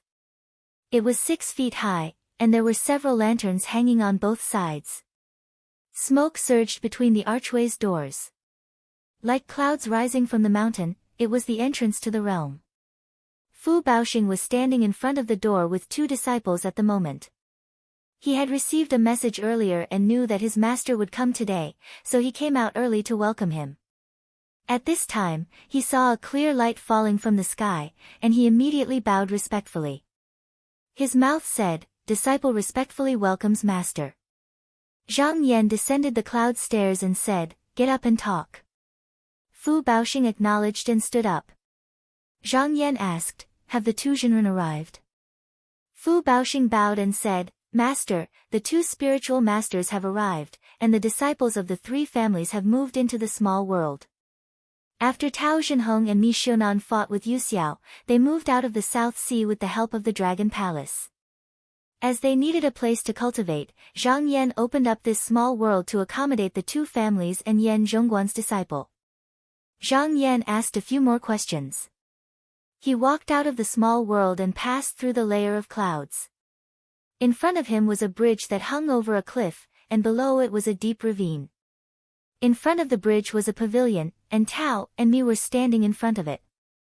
They bowed and said, "Jinren Zhang greets you." Zhang Yan returned the greeting and said, "Greetings to both of you." After this small world absorbed all the clear qi previously, the spiritual vigor was already full. In addition to the elixir jades that were supplied to the two of them, it was enough for them to cultivate. However, the two of them were afraid of destroying this place, so they did not enter the small world. At this time, their real bodies were cultivating in the cave abode of the immortal palace under the sea, and they only had a clone. The three of them chatted for a while and flew to a high peak deep in this small world. After arriving at that place, he found an extremely spacious altar and landed on it. Tao Xinren pointed at the flying corridors of the temples on the mountain ridge and said, "There are a lot of buildings and pavilions left by the realm master. It is more than enough to accommodate the disciples of our three families. There is no need to build a residence, so we have more time to cultivate." "Thank you very much, Xinren." Zhang Yan smiled and shook his head, and said, "The two of you have worked hard for Qinsong. This small world is really nothing." As the three of them spoke, they sat down on the platform. Tao Xinren sighed, "It is a pity that we have to retreat from Fengling Ocean after resisting the enemy Yuxiao for less than a day. I have let down your sect's trust." Zhang Yan said, "Tao Xinren is exaggerating. Yuxiao and the others have joined forces, and the two of you have to survive for a night. It is already impressive enough. Moreover, this time it is not a battle of success or failure. It is normal to advance and retreat, attack and defend. You don't have to worry about it." Mi Xinren had been quiet all this while, but now he snorted and said, "If it was not for the hasty relocation and lack of preparation, Yuxiao might not be able to force the two of us to leave." Tao Xinren smiled and said, "With Yuxiao's strength, it is not something we can fight against. But this time, as fellow Daoist Mi said, we were in a hurry. We still lack a lot of thought. Thinking back, if we could have stabilized the formation a little more, at least we would not have been in such a difficult situation." Zhang Yan smiled and said, "Master Tao is being modest."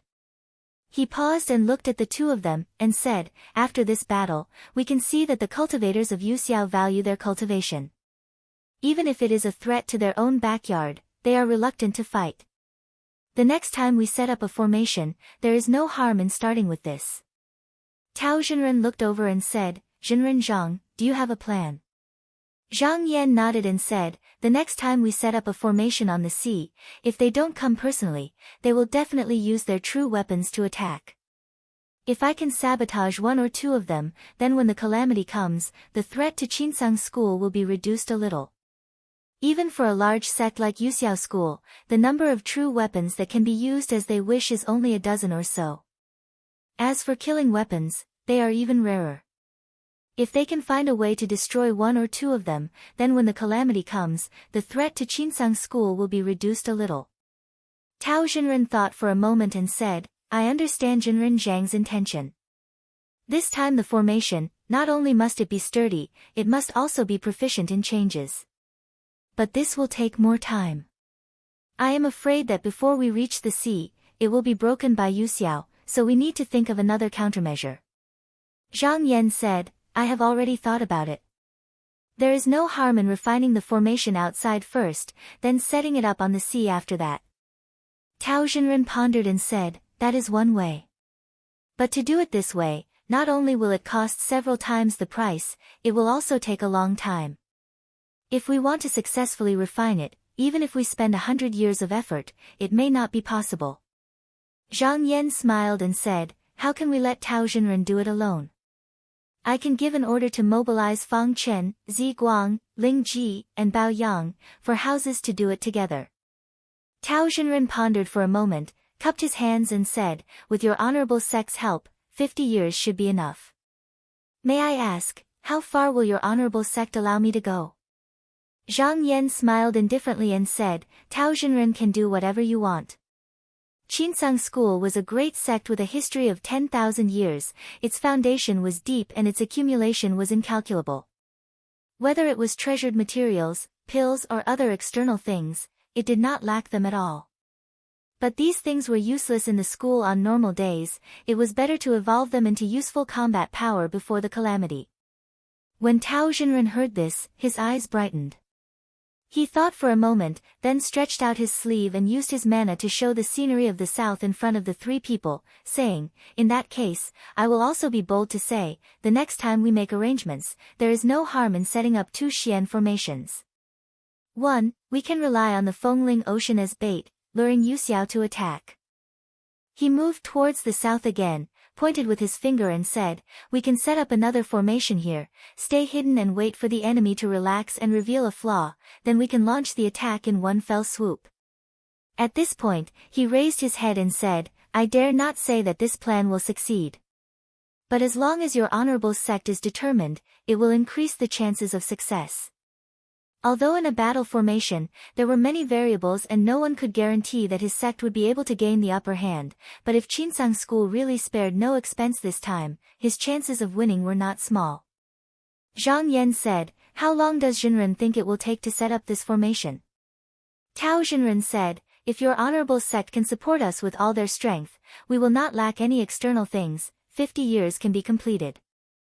Zhang Yan thought for a moment. Although Tao and me had only fought for a day, their exhaustion was not small. If they want to recover, they would need a lot of time. By that time, the formation map should be completed, so he nodded and said, "We will follow Xinren's plan." After the discussion, he bid farewell to the two of them, his clone returned to the mountain gate and set up various matters. In a flash, more than 10 years had passed. On this day, thunder rumbled in the sky above the western extreme continent, and each rumble was louder than the one before, shocking the living beings on the continent to the point of scurrying about while the mortals knelt down and kowtowed, praying to the gods. A few days later, a bolt of lightning flashed down from the sky and split a mountain into two. At the same time, a crack seemed to have been torn open in the sky, and a black light flew out and instantly descended on the mountain.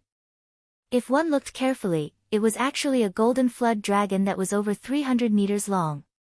However, what was unusual was that there was actually a pair of jet black short horns on the flood dragon's head, and there was lightning circling above it. It was actually showing signs of transforming into a dragon. Guarding the spirit heart to see the moon, the tides of the four seas shed their fins and scales, the supernatural power was originally taught by the stone man, the sound of the jade bell beating the dragon gate. The flood dragon turned around, spiraled up, and transformed into a young cultivator with his hair tied up and eyebrows trimmed in the dense mist. It was Li Xiaomi, who had previously hidden in the small world to cultivate. With the help of the broken horn sent by the demon court, he had trained for more than 20 years and finally achieved the heavenly abode. He stood in mid-air and looked up at the sky. That place was blooming with rays of light, and within a radius of 10,000 miles, 7 colored rays of light scattered in all directions. Layer by layer, it was like the reflection of the sky on the surface of the water. It was the sign of the small world breaking apart. Because when he achieved the grotto heaven, the spiritual vigor of this small world was taken away by him, causing it to collapse. However, before it was completely destroyed, if he did not come out, he would fall into the darkness, and it would be impossible for him to step into the real world. At first, he thought that with his current mana, breaking out of the small world would be easy, but after trying a few times, he failed, and his mana was greatly depleted. Fortunately, he still had many elixir jades with him, and finally broke through the barrier before they were all used up, and he was able to escape. Now that he thought about it, his heart palpitated. If he lost one or two of those elixir jades, it would be difficult to come out again. It could be said that it was extremely dangerous.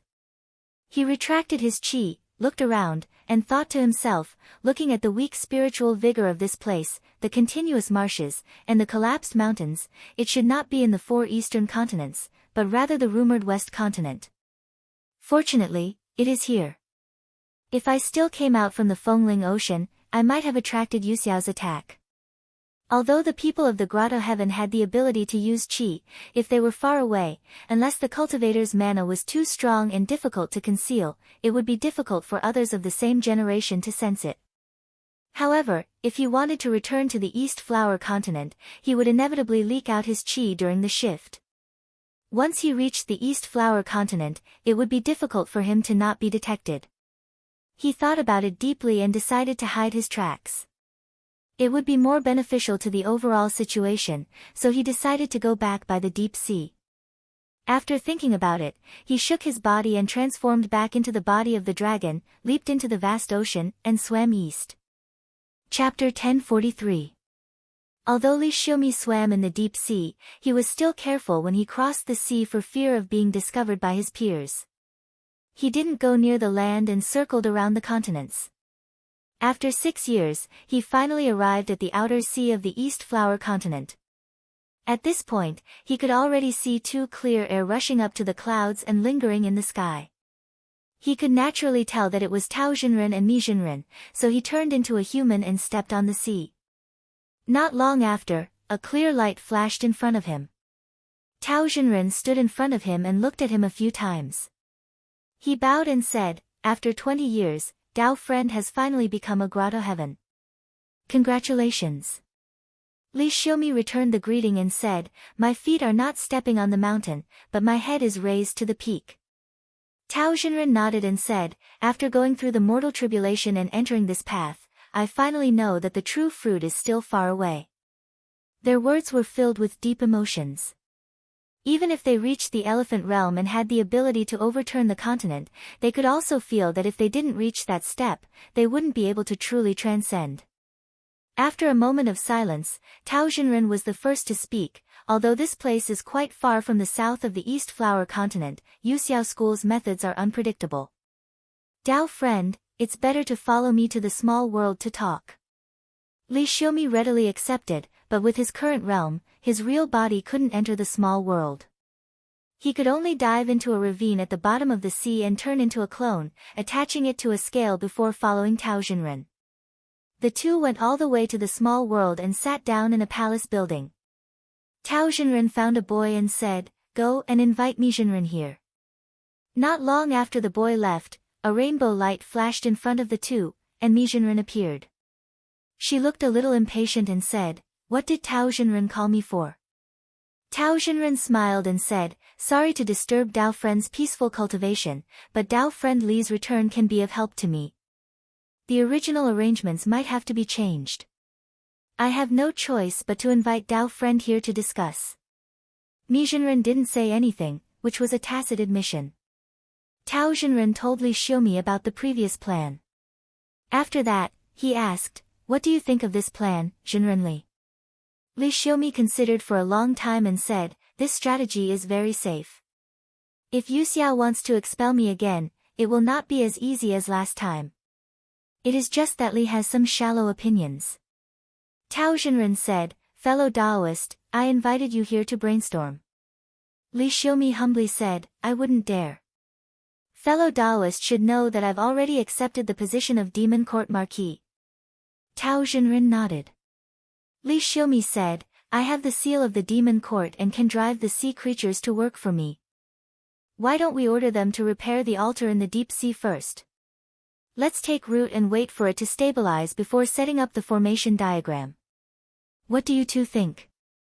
Although the Demon Court had other motives that day, he was officially conferred by the Demon Court after all. He had also obtained the broken horn of the dragon monarch that had been passed down for generations. Now that he was in the body of a flood dragon, once the order was given, wherever he was, the sea creatures had to listen to him. Tao Xinren was slightly stunned.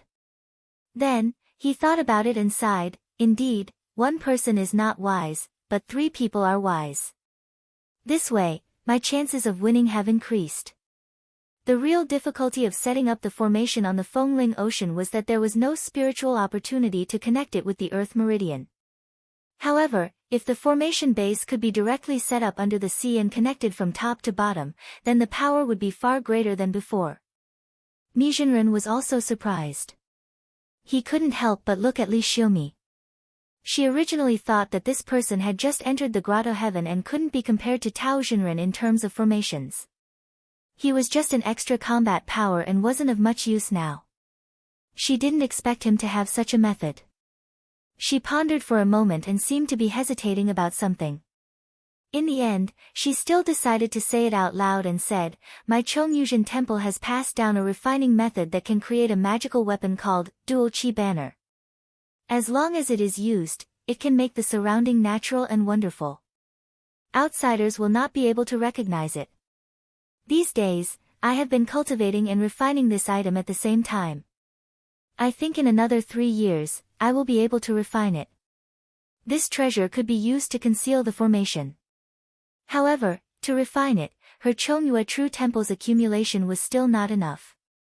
However, with the support of the Qinsang school, what she wanted could be sent over immediately. Hence, she had the idea to refine it. Tao Xinren laughed and cupped his hands together. "Then I will have to trouble you, fellow Taoist me. With this treasure, I will have more confidence in setting up the formation board." He knew that this treasure banner wasn't that simple since it could make the other party spend so much effort to refine it. It might have other uses. However, the few of them were standing together now. In the next few hundred years, they could only advance and retreat together. Even if there were some things to hide, there was no need to deliberately find out. After the three of them came to an agreement, Mijinren felt that there was nothing else to do, so she took her leave. After the two of them sent her off, they sat down again. Tao Xinren said, "We should inform Xinren Zhang about this." Li Xiaomi said, "Of course. Xinren Zhang helped me achieve success. Now that I'm back, I should personally pay my respects. Let me discuss this matter with Xinren Zhang." Spiritual Master Tao said, "Good," and said, "After the formation was broken that day, we used the Dragon Palace to move out. None of your sect's disciples were lost, they have all been brought here. Now many of them should be cultivating in the big lake south of here." Li Xiaomi followed his gaze and saw a big lake in the south. With his eyesight, he could naturally see the people in it clearly. He said, "Thank you for your trouble, fellow Taoist." Tao Xinren said, "Since fellow Taoist has formed the grotto heaven, the magic treasures that you used to carry with you are useless. You can't refine them yourself. This time, when you go to Qinsang, you can borrow 1 or 2 magic treasures to use." When Li Xiaomi heard this, he couldn't help but nod. He stood up and cupped his hands together, saying sincerely, "Thank you for your guidance, fellow Taoist." With the guidance of the stone man, he didn't have too many twists and turns in his cultivation. However, when he reached the level of the grotto heaven, his knowledge was limited. Without anyone to inform him, he could only explore by himself. This would delay a lot of time. For people like Tao Xinren, even a little guidance could prevent him from going down the wrong path. After a few more sincere words of advice, he thanked again. Then, this clone turned into a shadow and bid farewell to Tao Xinren. He even turned into a golden scale and left the small world in the blink of an eye, flying towards the great pool of Dragon Abyss. Southeast of Donghua, Daiqi Mountain. Jiang Zheng and Dan Huizhen sat on the same flying boat and slowly descended to the peak.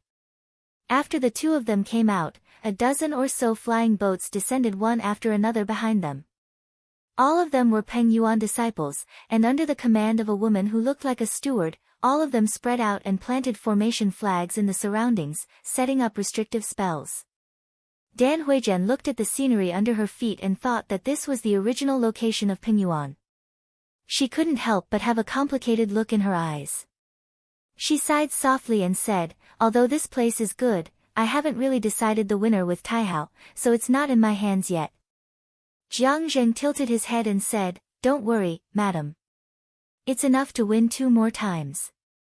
20 years ago, he was instructed by Zhang Yan to come here and challenge the disciples of Taihao School. In the end, he won a small battle with the Celestial Fire 6 Imperial Righteous Technique and occupied Daiqi Mountain. Although this place was considered a blessed land, Taihao School wouldn't do anything even if it was lost during normal times. However, it was different if it was taken away by others. This was a matter that concerned the reputation of the school. Therefore, they sent an envoy here and requested for a battle every 20 years. The first to win 3 times would be the master of Daiqi Mountain. Jiang Zheng thought about it carefully. Although he had the support of Qinsang School, he couldn't rely on it for everything. To prevent Taihao from using unscrupulous means out of humiliation, he made some concessions and agreed to the request. In another 2 days, it would be the day of the battle. Dan Huizhen said, I don't doubt my husband's ability. However, I've seen many of the means that my husband used last time. This time, I'll definitely be on guard. My husband must be careful. Jiang Zheng said calmly, don't worry, madam. If the opponent is powerful, I won't force myself. Last time, Taihao School seemed to want to save some face, so they didn't send a third-stage cultivator here. This time, it might be different. Although he was confident, if he really met a strong opponent, he wouldn't risk his life for it. He would just think of a way to win it back later. While the two of them were talking, they suddenly heard a dragon's roar in the clouds. They looked up and saw an ink-black dragon flying over with a handsome cultivator standing on it. Dan Huizhen said, my husband, it seems that junior brother Wei is here. Jiang Zheng looked from afar. Sure enough, it was Wei Zihong. After looking for a while, he revealed a surprised expression. When the ink-black dragon landed, he took a few steps forward and asked, Junior brother, have you cultivated the Yuanying Dharma body? Wei Zihong raised his hands and bowed, laughing loudly, I've just now built the Dharma body a few days ago. I heard that senior brother is going to battle, so I rushed over to help. At this moment, in the upper extreme hall of Qinsang School, Zhang Yan, Qi Yuntian and Hu Xian were sitting together in a discussion. Qi Yuntian said, yesterday, a letter came from Mount Li, spiritual master Yuling has already set the date of ascension and invited all sects to pay her respects.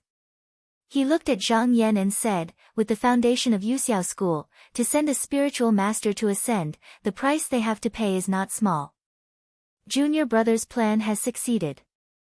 Zhang Yan smiled and said, the reason why Jinren Yuling invited us to attend the ceremony is to ensure that her disciples won't suffer a calamity after she leaves. But as long as this spiritual master is willing to leave, the rest is a small matter. Qi Yuntian also said, that's right. Leaving the sect master of Mount Li in this world is too much of a variable. If we can send her away, it will be beneficial for our arrangements. He paused and said, I wonder when Tao and me will be able to cultivate their skills back. Zhang Yan thought for a while and said, with the elixir jade from Qinsang School, there are about 34 years left. But during this period of time, we can use it to refine the formation map. The next time we set up the formation on the sea, it will be a few times stronger than before. Qi Yuntian nodded and said, I'll have to trouble junior brother Zhang to take care of this place. He turned to look at Hu Xian and said, Junior brother Hua, can you control the 36 caves as you wish? Hu Xian shook his head and said, I'm still not mature enough. This magical weapon was not refined by him. If he wanted to unleash its true power, he would need to at least reach the second stage of the elephant realm. Qi Yuntian thought for a while and said, let's put the North Underworld demon court aside for now. We will deal with it when there is a chance in the future.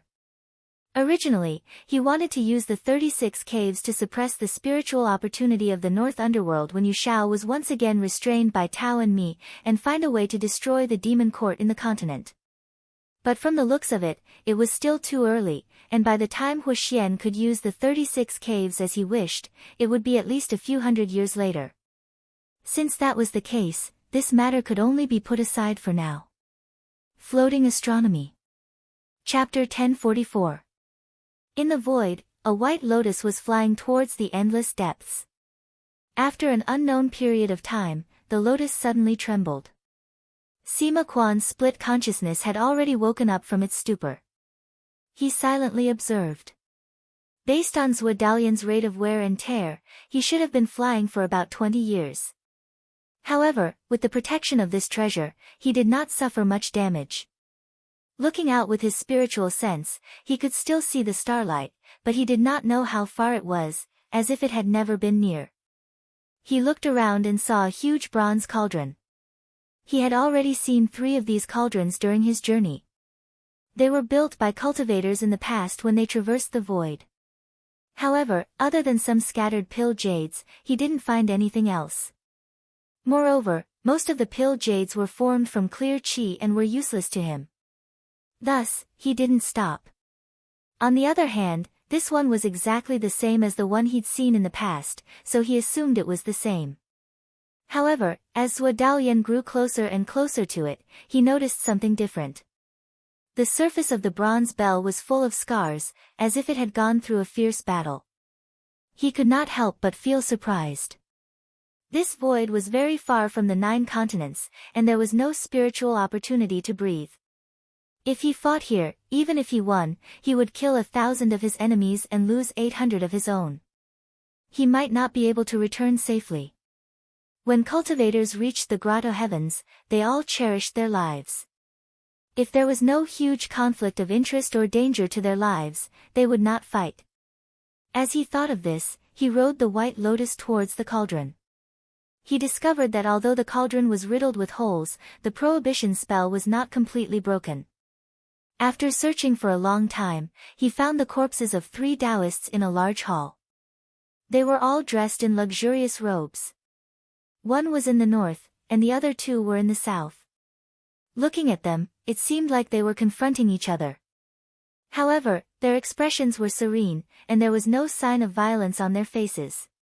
He went up to check with his spiritual sense, and unexpectedly discovered something. The 3 of them did not reach the end of their lifespans, nor did their vitality run out. It was obvious that their souls were stolen and they died. Outside the void? Who had such a method? His spiritual sense could not help but throb. The reason why he went out of the void was because he could not break through the 9 layers of clouds to return to the surface. Moreover, there seemed to be something calling out to him from beyond the sky, so he had no choice but to take this path. However, since then, there was no such feeling. Now, he seemed to have found a clue. After another round. However, he didn't find anything. He only saw a huge crack on the cauldron. It was thousands of feet wide, as if someone had used mana to break it open. Zhuo Daoyan paced back and forth for a moment before leaping into the void again. In the past 2 days, no less than 10 sects had sent their elders and disciples to Inoki Mountain. All of these people were invited by Jiang Zheng to witness the battle between the 2 sections. At this time, Jiang Zheng ordered someone to open the main gate of Inoki Mountain. As the owner of this place, he and Dan Huizhen stood outside to welcome the guests. He was using this as an excuse to fight.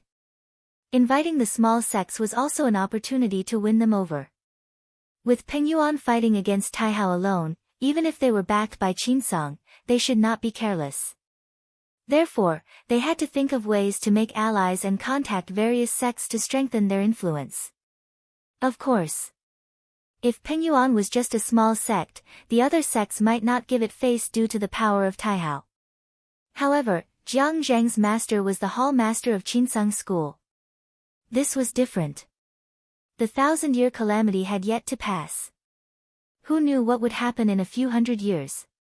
Only by relying on a large sect could they avoid it. Rather than offending both sects, it was better to rely on one of them. The power of the Black Tsang sect was undoubtedly greater than that of the Taihao sect, and when they were leading the other sects to fight against the demon sect, they were still polite to the smaller sections. Therefore, most of the people who were invited gladly accepted. Thousands of miles away, Yan Siye and Yan Xiaoyang were heading over on spiritual beasts. Because of Han Zuocheng, Biu Pavilion was on good terms with Pengyuan sect. Therefore, they were also invited. However, Han Zuocheng was called to guard Tianqing Hall, so he did not come. As the 2 were flying, a sparrowhawk flew over from afar. There was a young cultivator sitting on it. It was Fang Xinan who had gone out to travel. The last time he came out, he could not find Yuan Jianqing, so he could only return to the mountain to cultivate. This time, he heard that Taihao and Pengyuan were going to fight again. Thinking about how he did not get what he wanted last time, he came out to watch the battle. Yan Xiaoyang saw that he was sitting on a sparrowhawk, so it was not hard to recognize that he was a disciple of Nanhua sect. However, seeing that he was just a mystic light realm cultivator, he looked away and did not pay much attention to him. On the other hand, when Fang Xinan saw the sparrowhawk he was sitting on, his eyes lit up. He came over and cupped his hands, saying, "Perfected one, your iron-winged eagle's feathers are like silk, it is so mighty. Can you give it to this junior? This junior is willing to exchange treasures for it." It was not that Nanhua sect did not have such birds, but Huang Yugong did not allow him to ride on any spirit beasts that could fight core formation or even Yuanying cultivators. After his fellow sect members found out about this, they did not dare to let him ride on them. However, this did not stop him from thinking of other ways. Seeing that the eagle was extraordinary, he thought that if he took it, where couldn't he go in the world? He would not even be afraid of core formation cultivators, so he was a bit envious. Yan Xiaoyang did not want to lower himself to his level. He waved his sleeve and said, "What does my spirit beast have to do with a junior like you? Quickly back off, don't disturb me." With that, he waved his sleeve, creating a gust of wind that blew Yan Xie and his mount away. Yan Xie frowned. "Brother, he is just a junior, and he looks like a disciple of Nanhua sect. Why do you have to do this? It will not be good to provoke his master." Yan Xiaoyang snorted. "If it wasn't for the Nanhua sect, I wouldn't have bothered with him. Sister, have you forgotten what happened last time? He still dares to ask me for the black iron-winged eagle. If it wasn't for the fact that his cultivation is low, I would have taught him a good lesson." Fang Shinan was sent several dozen li away by the gust of wind. He only managed to stabilize himself with great difficulty, but he was also dizzy. Even though he was furious, just now, both of them were Yuanying cultivators, so he could do nothing. At this moment, he heard a voice from behind him. "Junior brother Fang, remember not to be so rash next time." Fang Shinan turned his head and saw a middle-aged scholar sitting on the back of a white crane. He couldn't help but ask, "Senior brother Hu, why have you come?" Without waiting for a reply, he suddenly said, "Master told you to watch over me, right?" The middle-aged scholar did not reply, clearly tacitly agreeing. Fang Shinan grumbled, "Senior brother, why didn't you help me when I was being bullied?" The middle-aged scholar said, "That person is a cultivator from Biu Pavilion. Even though it is a lower sect of the Nanhua sect, both of them are Yuanying Jinren who have been cultivating for hundreds of years. They are considered your seniors. Not only did you go up to greet them, you even asked for a mount. If it was me, I would have taught you a good lesson." Not only was Fang Shinan not angry, he even chuckled. "Since senior brother is here, I wonder if you can help me with something." The middle-aged scholar said warily, "What do you want to do?" Fang Shinan said, "According to senior brother, Biu Pavilion is a lower sect of the Nanhua sect. But just now, that person is bullying me, isn't that a slap to the face of the Nanhua sect? I don't ask for anything else, I just want senior brother to come forward and ask that person to exchange for the black iron-winged eagle." The middle-aged scholar frowned. Biu Pavilion was said to be a lower sect of the Nanhua sect, but it had already sided with the Qinsong. Otherwise, he wouldn't have sat still just now. At this moment, Fang Shinan said in a low voice, "If senior brother is willing to help me, what good things will happen to my master? In the future, I will definitely be the first to think of senior brother."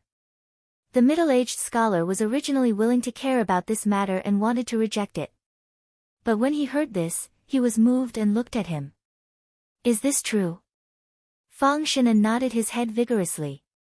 The middle-aged cultivator thought about it. Even though Biu Pavilion sided with the Qinsong, when they were guarding against the sky demon. Nanhua sect once asked for a spiritual bird called Star Constellation from them, but didn't they still hand it over obediently? That black iron-winged eagle was also not a rare bird.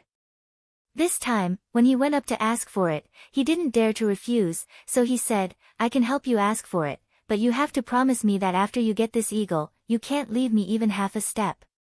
After the battle at Daichi is over, you have to return to the sect with me." Fang Shinan immediately patted his chest and agreed. The middle-aged scholar grunted and said, "Come with me." Seeing that he was walking at a moderate pace, he suddenly became a little anxious and asked, "Senior brother, aren't you going to chase after those two?" The middle-aged scholar said, "Looking at where those two are going, they should also be going to Daichi Mountain." After the battle between fellow Taoists from Taihao School and Pingyuan sect is over, it won't be too late for me to look for them. Fang Shinan rolled his eyes and said, Senior brother, I'm about to condense my Dan. After I get this eagle, I'll go back to the sect to cultivate. There's no need to trouble senior brother when I come down. Senior brother, why don't you chase after them now? The middle-aged scholar glanced at him. This junior brother of his was too good at causing trouble. He wanted to thank his fellow Taoists for having time to talk about the profound in Tao, but it wasn't appropriate to bring him along. It was better to send him away early and he would be happy to relax, so he said, Fine, I'll do as you wish. Wait here for now. After he shouted, he took out a spell and suddenly a gust of wind blew. The red-crowned crane under him flapped its wings a few times and shot out like an arrow from a bow. After 100 miles, he caught up to the Yen siblings and urged the crane to pass them. He stopped in front of them and said, Are you Green Feather's spiritual master Yen? I'm Hu Sanquan of South Hua. Greetings. Yen Siye revealed a slightly guarded expression. Wan Fu returned the greeting and said, I wouldn't dare. Spiritual master who is too polite.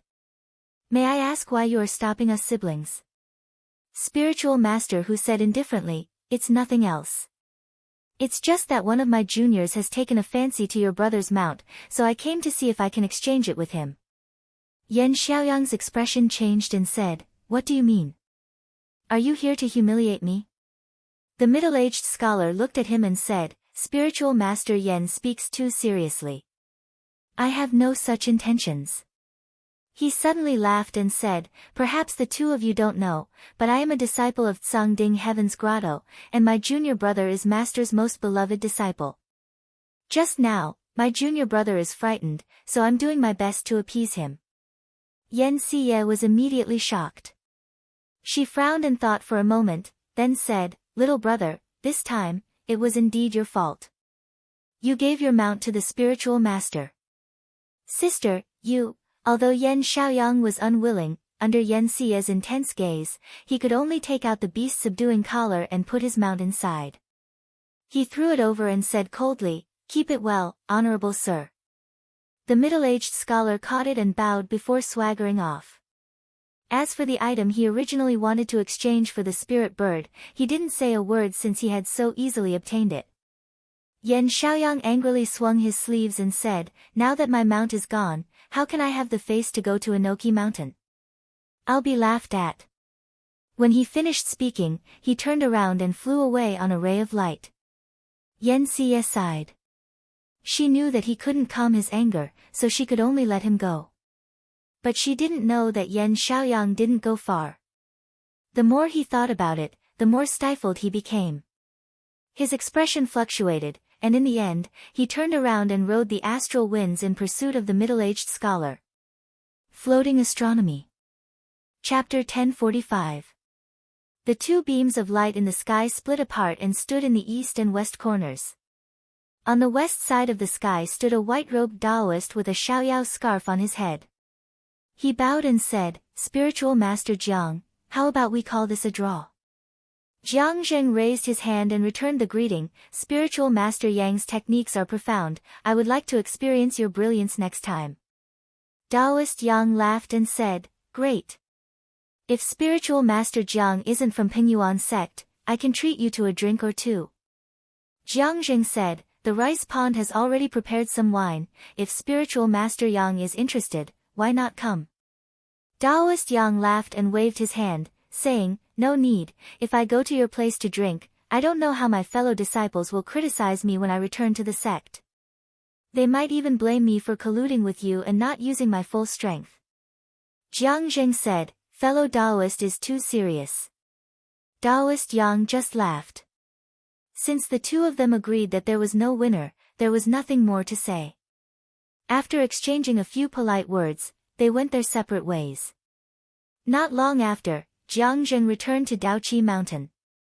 Cultivators from various sects came up one after another, some real and some fake, to greet him. He had to pull himself together to deal with them, inviting them to the temple in the mountain and hosting a banquet. During the banquet, an elder Peng Yuan came over and asked, Elder Jiang, this old man saw that you clearly had the upper hand in your battle with that Taihao Yang Huihan, so why didn't you take advantage of your victory to pursue him? Instead, you stopped in a draw. Jiang Zheng patiently replied, Elder Du, this spiritual master Yang's abilities are secondary, but his treasures are magical. Elder Du, did you see the 2 green leaves under his armpits? The elder nodded. Jiang Zheng said, this thing can turn astral winds and move very quickly, but I can't catch up to him. Even if I have a method, I can't use it. When I go back, I will definitely ask my teacher to bestow me an escape technique. When I master it, I can fight him again. Actually, there were some things that he couldn't say. Spiritual Master Yang always avoided him when he fought, as if he didn't want to fight. His words even hinted that he had a powerful killing move. After careful consideration, Jiang Zheng felt that he would rather give up than take the risk. Dan Huizhen said, if you don't win, then don't win. It's good that you can come back safely. Meanwhile, Priest Yang and his companions also returned to the mountain gate. No one spoke along the way and the atmosphere was extremely heavy. When they were about to reach the mountain gate, someone said, Junior Marshal Brother Yang, you have the help of the precious leaf. Jiang Zheng's movement technique was obviously unable to catch up to him. As long as they continued fighting, it wouldn't be difficult for him to exhaust his magic power, so why would he be afraid of not being able to win? But why did you make peace so early? Daoist Yang shook his head and said, of course not, of course not. How could it be that easy? That Jiang Zheng is proficient in using fire techniques. Just now, did you all see that he couldn't even block the 100 tempered ironwood? Don't even mention these 2 Guantong treasured leaves of mine, I'm afraid they'll burn if they come into contact with even a little. Just now, I have already decided that if the treasured leaf is destroyed, I will take him down with me. Unfortunately, this person's senses are sharp and did not fall for it. What can I do? Someone else said, if Senior Brother Yang doesn't give it a try, how do you know he won't win? Oh. Daoist Yang glanced over and said with a pained expression, Junior Marshal Brother, are you saying that it's my fault that I didn't die on the battlefield? That person's expression changed slightly and said, I didn't mean that. Senior Marshal Brother, please don't speak nonsense. At this moment, an old man said, all right, there's no need to argue. Just now, I saw the battle too. The Dao techniques and divine arts that Jiang Zheng used are like my Taihao technique. It's already not bad that Junior Marshal Nephew Shang'an could use 70% of his power. This time, he did use his full strength. Moreover, my Taihao didn't lose this battle. If you all aren't convinced, you can go up next time and compete with that Jiang Zheng. It's better than mocking your fellow disciples here. When he spoke, everyone instantly stopped talking. Daoist Yang grinned and said, Senior Marshal Uncle is still the most fair. That old man said indifferently, whether it's fair or not, it's up to the people's hearts. However, as long as you all get along with your fellow disciples, I won't care about anything else. The cultivator who spoke first spoke again, compared to 20 years ago, how much stronger is Jiang Zheng's mana? It's obvious that this technique is compatible with him, and it can counter my Taihao technique. This person can't be left alive, he must be eliminated. The old man said, since the battle has been arranged, I, Taihao, can't go back on my word. We can only wait for another 20 years. If anyone dares to do anything before the appointed time, don't blame me for punishing them according to the sect rules. After the banquet at Daoqi Mountain, everyone dispersed. Jiang Zheng returned to his cave abode to cultivate. After meditating for more than 10 days, his expression couldn't help but change. 20 years ago, after his first battle with the disciples of Taihao School, he felt that the power of the baleful aura from the sky was stronger. The circulation of his technique was incomparably smooth, and even his mana increased greatly. At that time, he thought that it was just a breakthrough in some technique, but after another battle, it was the same. Although it couldn't be compared to the previous time, it was far better than usual cultivation. He couldn't help but have a guess in his heart. My technique is to control fire to attack the enemy, and most of the Taihao School's techniques are of the wood element. Looking at it this way, it's like using wood to make fire. The more one fights, the stronger the fire, and the stronger the mana. But why didn't the disciples of Pengyuan who cultivated this technique before know of such changes? Pengyuan and Taihao had been at odds for hundreds of years, and the disciples of both sides had fought many times. If there was such a mystery here, they would have discovered it long ago. He didn't dare to neglect such matters that concerned cultivation and mana.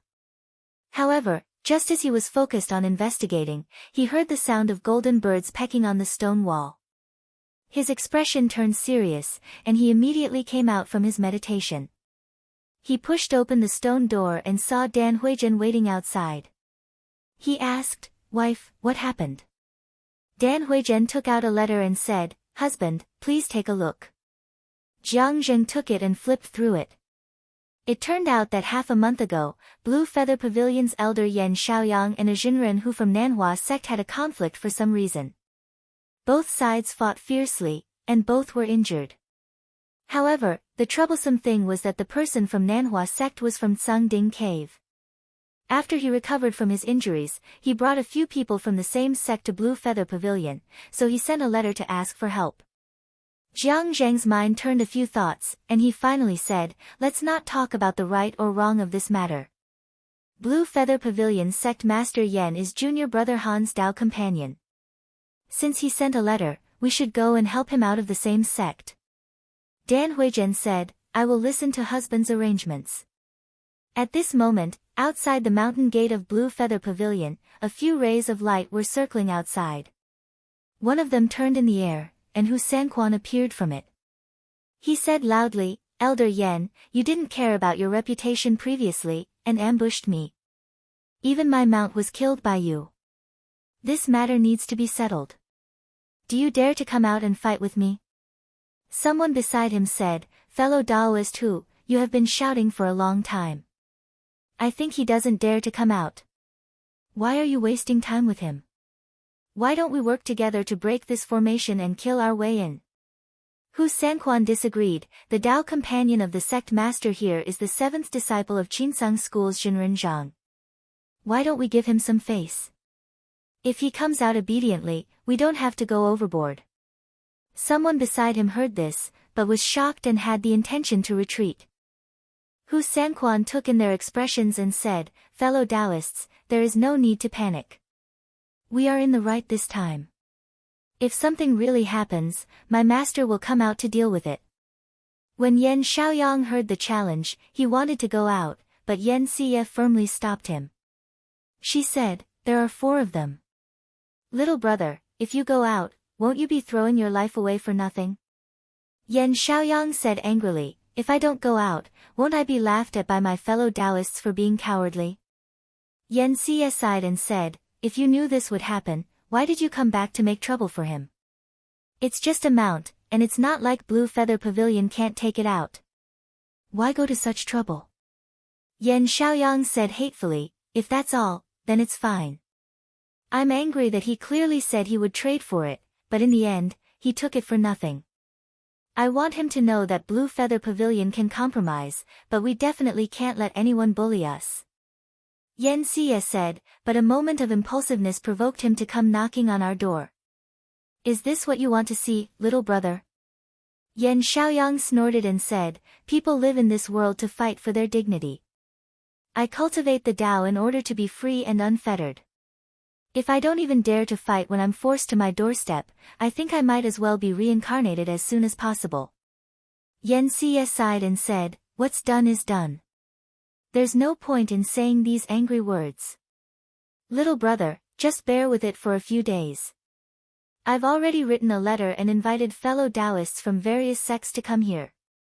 When the time comes, we can discuss justice in front of our fellow Taoists and settle this matter." Yan Xiaoyang said, "Speaking of this matter, it's already been 2 days. That Honda hasn't come either. I knew long ago that he was unreliable." Yan Xie's expression became displeased and she scolded, "How can you say that about your brother-in-law? Husband is a disciple of bright sects, so why would he fear the Southern Flower sect? Back then, husband was summoned by spiritual master Zhang, so something must have happened. Right now, He still can't get away. Yan Xiaoyang snorted but did not say anything else. Ninth Heaven, in the Green Sky Hall, Han Zuoqing stood on the back of the Golden Flood Dragon Ao Tong, looking down the mountain with a satisfied expression on his face. After more than 20 years of hard work, this place was already filled with spiritual birds flying in flocks, apes climbing the cliffs, fish leaping in the rivers and springs, and the cries of apes and cranes could be heard.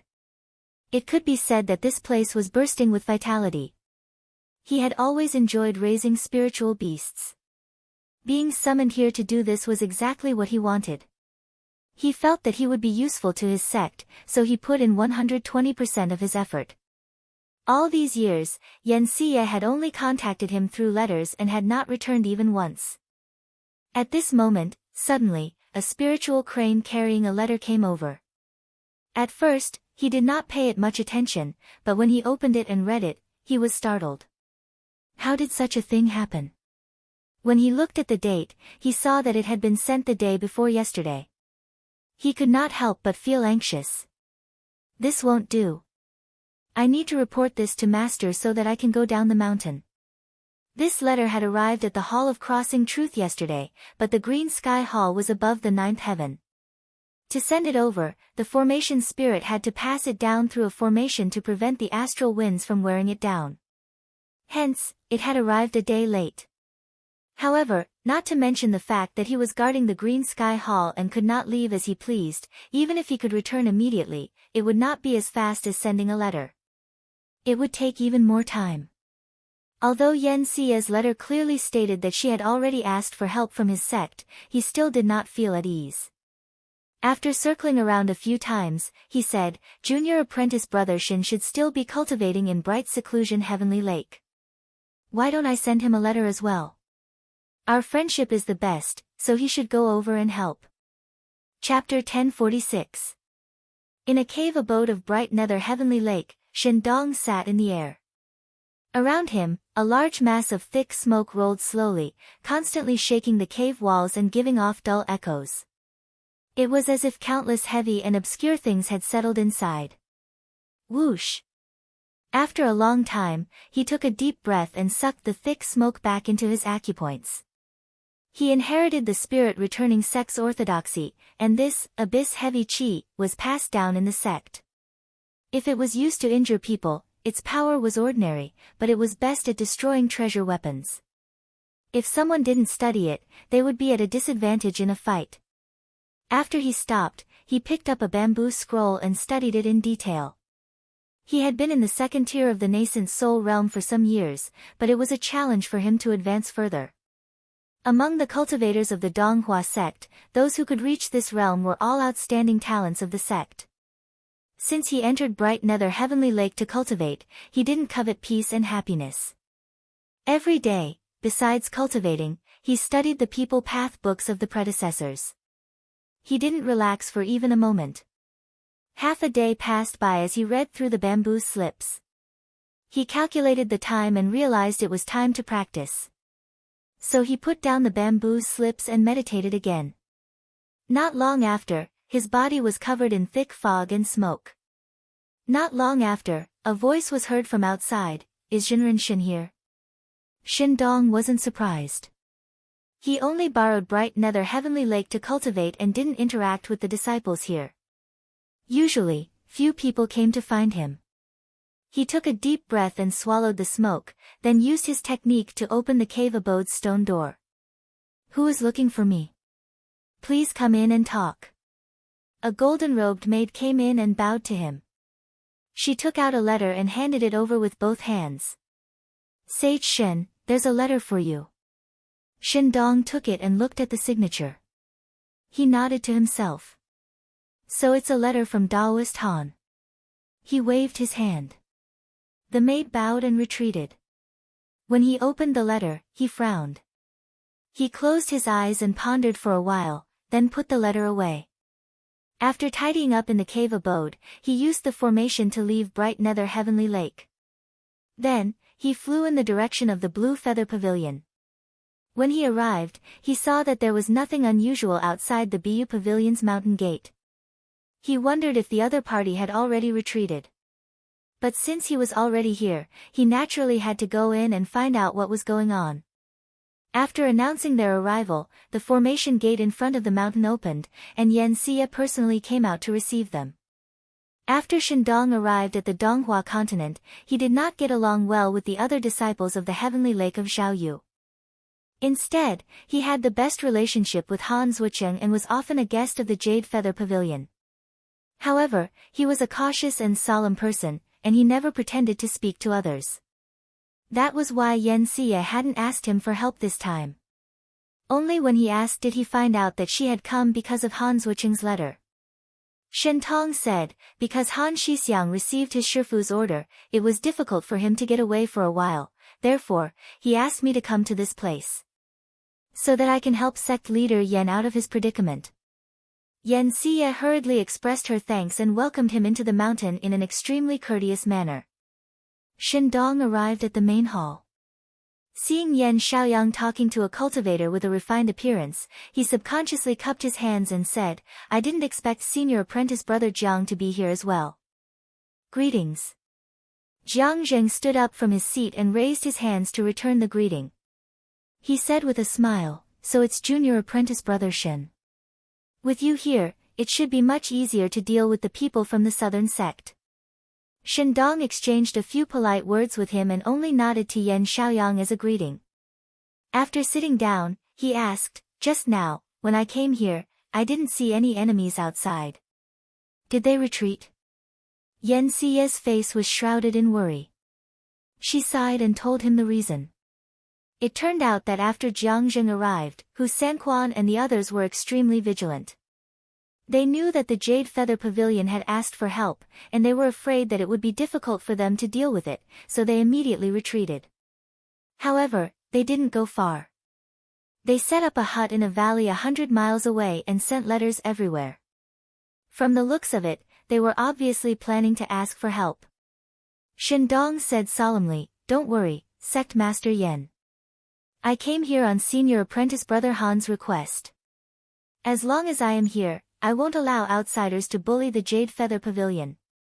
Yan Xie shot him a grateful look, then turned to Jiang Zheng. Senior apprentice brother Jiang, you are knowledgeable. Is there a chance that we can settle this matter? Jiang Zheng thought for a moment and said, I'll go to the hut in a bit and try my best. Shandong said, I'll go with senior apprentice brother Jiang. Jiang Zheng nodded. Yan Xie curtsied and said, then I'll leave it to the two of you. After the incident, she sent many letters to befriend sects, but the culprit was the Southern Flower sect's heavenly abode. Even if they came, they could only make a show of force at most. As a result, they could only rely on the cultivators of the Bright Nether Lake to resolve this matter. Yan Xie was still a bit restless after seeing the two of them off. After waiting for about 2 hours, a disciple came to report, saying, the two spiritual masters have returned. Yan Xie hurriedly went to welcome them. When she saw the two of them, she revealed a bit of anticipation and said, Senior apprentice brother Jiang, how is it going? Jiang Zheng said, that spiritual master who said that if peace is to be settled, then Elder Yan must personally kowtow and apologize. Moreover, he must spread the news widely so that everyone in the world knows of this matter. Yan Xiaoyang was immediately enraged when he heard this. How dare that person humiliate me? Jiang Zheng said, this person clearly has no sincerity in making peace. Compared to during the day, there is one more person. Not only are there Southern Flower disciples, but there are also cultivators from Vast Expanse and Heaven Mender. If they join forces, they are enough to attack the sect. This matter is already extremely difficult to resolve. Sect Master Yan, you must prepare for the worst. You must know that words are not as powerful as fists. Yan Xie sighed deeply and raised her head to look at the people present. She seemed to have made up her mind and said, since that is the case, my Blue Feather Pavilion will not back down in the slightest. We will fight him with everything we have. At this moment, she had also thought it through. It was absolutely impossible for Yan Xiaoyang to do this. Since that was the case, admitting defeat was also a loss of face for the sect. She couldn't let her fellow disciples look down on her, and it was just a battle. Jiang Zheng said, Sect Master Yan, do not worry. With my fellow disciples of the clear darkness lineage here, you will be safe. As they were talking, they suddenly heard a loud noise. Yan Xiaoyang's expression changed, and he said, someone is attacking the sect. Jiang Zheng deduced, they are afraid that we will find more people to help, so they are relying on their numbers to break the formation first. Yan Xie waved her sleeve, and a cloud of mist rose up. The situation outside the mountain appeared within. She saw an iron peony flying in the air, its petals flying everywhere. Every time it hit the formation, it would definitely sweep away a ball of spiritual opportunity. It must have swept away a ball of spiritual vigor. This was obviously a formation-breaking treasure. She frowned deeply. In reality, even with this kind of treasure, it would take several days of effort to break the formation. However, this kind of action was not something that could be easily broken. However, this action was even more humiliating. Shendong brushed the long beard on his chest, and his gaze flickered, there is no point in guarding here. We need to go out and fight. Yan Xie said, I am the sect master of Blue Feather Pavilion, I should come out. Jiang Zheng said, there are only 5 of them, and most of them are first-stage realm cultivators. We should be able to deal with them. Yan Xiaoyang wanted to go as well, but his injuries had not recovered, and this matter was still on him. If he went, it would only increase variables, so Yan Xie persuaded him. The 3 of them made some preparations, each holding an artifact in their hands, and flew out of the sect. Shendong's movement technique was the best, and he was the first to arrive outside. His gaze swept around, and without a word, he flicked his hand. He sent out a golden talisman, and it collided with the iron peony. With a cracking sound, half of the treasure's petals were broken, and it was sent flying far away. Who destroyed my artifact? Following this angry shout, a woman dressed in red with a flying fairy bun jumped out. She called the iron peony back with great heartache, and took a few glances. Her face was cold, and with a wave of her hand, hundreds of faint green needles flew over. Shendong was expressionless, and with a press of his hand, a large cloud of smoke flew out from his body. He collided with it, and most of the needles were blocked. Jiang Zheng also came out at this moment, and when he saw this, he shouted loudly. With a rumble, the area within 100 feet was filled with flames, and in an instant, the remaining green light was swept away. In just an instant, it was completely burned away, and not only that, it swept upwards. The woman in red was shocked, and seemed to be extremely afraid of the fire. She hurriedly retreated, and said, this person is Peng Yuan's Jiang Zheng, and he once fought to a draw with senior brother Yang. Fellow Taoists, please be careful. Hu Sanquan laughed, and said, Spiritual Master Jiang, just now, I want to experience your brilliance. I didn't expect to have the chance so soon. He waved his hand, and the white crane beneath his feet flew out. His original mount had been killed by Yan Xiaoyang, and this one was no longer the original one. When Yan Xie saw this, she also released a vermilion bird, and the 2 birds immediately began to fight. When the remaining people on Hu Sanquan's side saw this, they all shouted and attacked with their magic treasures. When Shendong saw this, he spun around, and the heavy smoke instantly spread more than 10 times its original size. The area within 100 feet was filled with a turbid color, and it was impossible to distinguish the 3 people's figures. When the magic treasures landed on the smoke, it was as if they had collided with a solid rock, and they let out muffled sounds. The smoke then collapsed inward, and all the magic treasures sunk as if they had fallen into quicksand. No matter how the treasure lords tried to control them, they couldn't be summoned back. Shendong sneered, and with a grind of his magic power, the heavy smoke immediately produced cracking sounds. The spiritual light shattered, and all the magic treasures were crushed into a pile of slag in an instant. When Hu Sanquan's side saw this, all of their expressions changed. Right at this moment, several streaks of light flew over from the sky. Someone with sharp eyes could tell that they were enemies and not friends, and he shouted, the enemy's reinforcements have arrived, we need to retreat quickly. When Hu Sanquan saw that he couldn't do anything, he could only retreat with them. When they were hundreds of miles away, they saw that no one was chasing them, and they stopped. However, everyone was depressed after losing their magic treasures. Just now, the yellow-clothed woman had lost another magic treasure, and she couldn't help but say hatefully, "That Shingai's profound skill is amazing, but I don't know which sect he's from. Our magic treasures were all destroyed by him, and I'm not willing to retreat just like this." A green-clothed Daoran coughed and said, "The people by you invited are all disciples of the Xiaoyu lineage.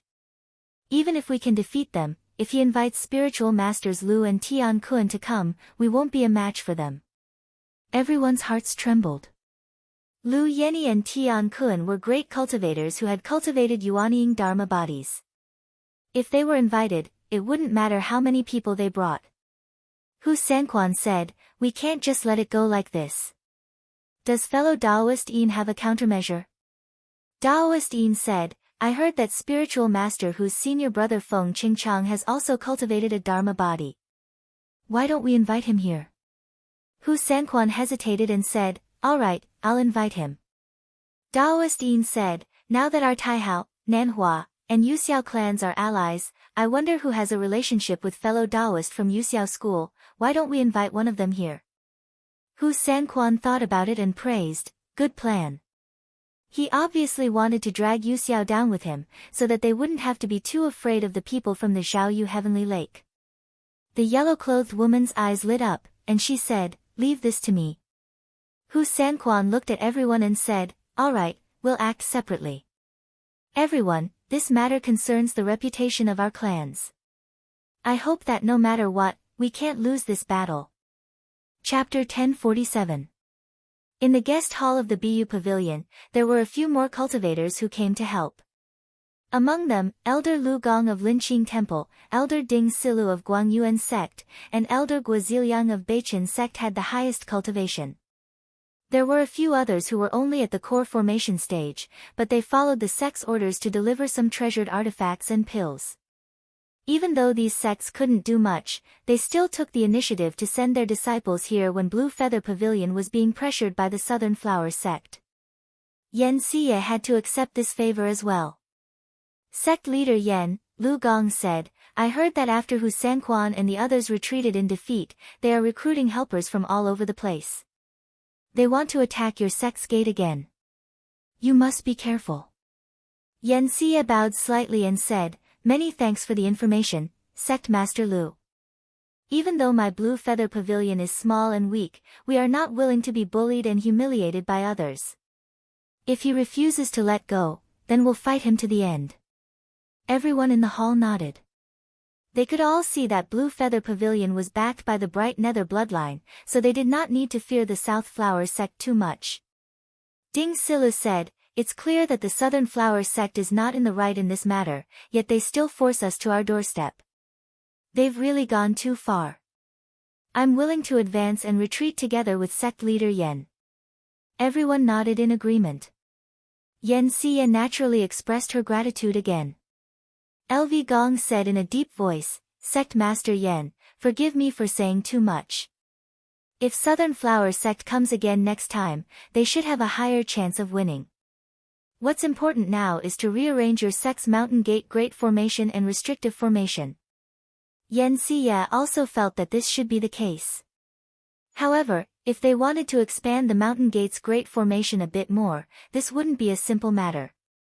First of all, they needed an ocean's worth of precious materials, and secondly, they needed people who were proficient in formations. Right now, they were both lacking. Guoziliang smiled and said, "There's no need for that. No matter how sturdy your sect's Mountain Gate is, it won't be a good thing if news of it gets out after being besieged for so long. Why don't we set up an altar outside, just like how we dealt with the Devil Sect? This way, we can avoid damage to the Mountain Gate." LV Gong thought about it and sighed. Jinren Guo's reminder is good. Yen Xie's eyes lit up as well. Blue Feather Pavilion had been attacked time and time again, and it was to chase away the enemies. However, if they could keep the enemy at bay, not only would they be able to avoid losses, they would also have more leeway to salvage the situation. It could be said to be killing two birds with one stone. There had always been spell altars. When they were fighting against the devil sect, the Qinsang school had erected an unknown number of them, forming a large and dense net around the northern lands. It was just that the mystic and devil sects had stopped fighting. Naturally, there was no need for such strict security. Apart from a few key areas that were guarded by cultivators, most of them had long been abandoned. Now that they were here, they could be used after some minor repairs. Since she did not know when the people from the University of South Flower would come looking for her, it was better to settle this matter as soon as possible. She ordered Yan Xiaoyang to greet the people on her behalf. She excused herself and went to the back to make arrangements. In the depths of the East Sea, however, there was a mountain range that stretched as far as the eye could see. It was precisely the mountain gate of the heaven-mending pavilion. Even though the Yuxiao school had broken a few small worlds and replenished the clear air, temporarily preventing it from falling, before the Taihao school sent the precious leaf over, it would no longer be able to float around. Thus, it could only float above the ocean. However, this also attracted a lot of trouble. Everyone knew that the heaven-mending pavilion was number one among all sects in refining treasures. Fortunately, they were fated with people and often gifted treasures to them. In a short period of time, people came in droves in search of treasures. After a long time, the cultivators of the heaven-mending pavilion were also extremely annoyed. They simply built many floating islands outside of the mountain gate and ordered a few elders and disciples to stand guard outside in order to send away the guests.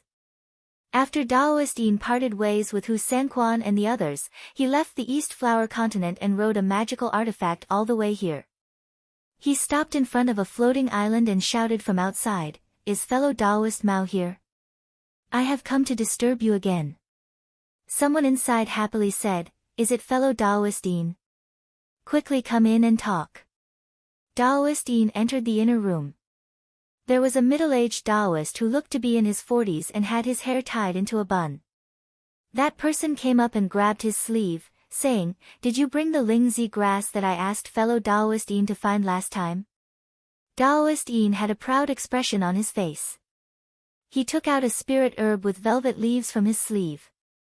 Even though it was in his hand, when he waved it lightly, it looked like a feather that was about to be blown away by the wind. Daoist Mao's eyes immediately shone and he reached out to grab it. Daoist Yin sighed and turned to the side, taking the grass back. Daoist Mao panicked and said, "What do you mean, fellow Daoist?" Daoist Yin chuckled and sat down bluntly. He said, "I came here today because I have a favor to ask. If fellow Daoist is willing to help, this spirit herb is yours." Daoist Mao said, "What is it?"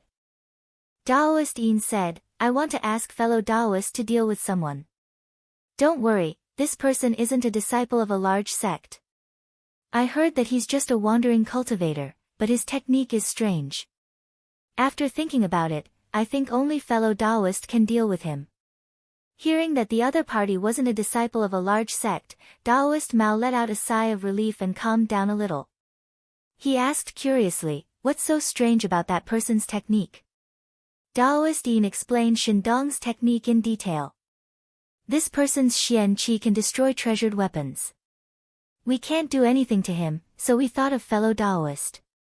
Daoist Mao asked curiously, "If this person's Xian Qi can destroy treasured weapons, why not use mana?" Daoist Yin cursed inwardly. That was easy for him to say. His own treasured weapons were useless, but the other party could use them to attack. This was clearly a situation where there was no chance of winning unless his mana was so profound that the other party couldn't defend against it. But the problem was that the other party was already a second-layer cultivator. Unless one cultivated a Dharma body, how many people could win? After Daoist Mao asked the question, he also felt that it was inappropriate and felt a little awkward. He said, "I was thinking too simply, but all my skills are in the art of crafting weapons. According to fellow Daoist, I'm afraid I can't deal with this person." Daoist Yin said, "That's not difficult. Most of the treasured weapons in our possession were spirit treasures, which was why they were destroyed by him. But Butian Pavilion has many treasured weapons, so I don't believe he can destroy them so easily even if we just take a few top-grade treasures." Daoist Mao said awkwardly, "This I'm afraid it won't be easy. Taoist Yin sighed. Fellow Taoist Mao, I'm not trying to scare you. Don't underestimate this person. If we don't deal with him, he might bring danger to your school. Taoist Mao was confused. Why is that? Taoist Yin said, if this person gets the support of the Qinsang school and passes on this mysterious technique, everyone will know how to destroy treasured weapons in the future. At that time, what's the point of your Butian pavilion refining treasured weapons? Of course, what he said was not entirely true. It was extremely difficult to establish a school. Even if one was lucky enough to pass on a legacy. If one couldn't cultivate to the heavenly grotto realm, what could Butian Pavilion do? Moreover, as long as one was prepared, it wouldn't be difficult to deal with any Taoist technique or supernatural power. If a cultivator with experience in the mortal world was here, they would immediately know that Taoist Yin's words were just an exaggeration. However, Taoist Mao had spent his entire life cultivating in Butian Pavilion and rarely interacted with outsiders. After hearing what Taoist Yin said, he felt that it made some sense. He asked anxiously, then what should we do? Taoist Yin stood up and said seriously, fellow Taoist, you're the manager of Butian Pavilion's Ning Pavilion. You have many powerful treasured weapons in your hands. Could it be that you can't even take one or two out? If you can kill this person, it will undoubtedly be a great contribution to your school. Taoist Mao hesitated for a while, but under Taoist Yin's persuasion, he finally agreed. Fellow Taoist, please wait for a moment. After I get the treasured weapons, I'll go with you to the Blue Feather School. He bowed and flew out of Floating Island, heading towards Butian Pavilion's mountain gate. However, when he was halfway there, two beams of light suddenly flew towards him. He couldn't help but be startled when he touched them. His face lit up when he touched them. He bowed to the sky, then turned around and left. At this moment, in a palace in the sky, Bu Jingsu looked down and said, Senior brother sect master gave those two treasured weapons to martial nephew Mao. Is it really fine? Tan Dingxian said indifferently, those two weapons aren't weapons for killing, nor are they real treasures. So what if they were given to him? The Qinsang school's scheme almost caused our mountain gate to fall last time, so I'm going to let them suffer a bit too. Bu Jingsu smiled bitterly and didn't say anything. He sighed and said, I hope they don't cause any trouble. Taoist Yin didn't wait for long before he saw Taoist Mao excitedly return. He couldn't help but ask curiously, how did fellow Taoist return so quickly? Did you get the treasured weapons? Taoist Mao patted his sleeves and said, Don't worry, fellow Taoist. Taoist Yin's face lit up. He said, Good, then we'll be on our way. Just as he was about to launch his escape technique, Taoist Mao stopped him. From his sleeve, Taoist Mao took out a jade tablet that was shaped like a boat and said, Fellow Taoist Yin, I have the 10,000 Li Wavering Light Leap here. You only need to say where you want to go and it can take us there. Its speed is comparable to flying a letter. Taoist Yin said, Since you have this, it'll save us from the trouble of running around. I'll have to trouble fellow Taoist. Taoist Mao said humbly and took out a spell. The jade tablet instantly turned into a 30 feet long spiritual light that wrapped around the two of them. With a whoosh, it flew through the air. In less than 2 hours, the light had traveled from the sea to the front of Bu Pavilion's mountain gate. It finally landed on a deserted mountain top and the light faded away.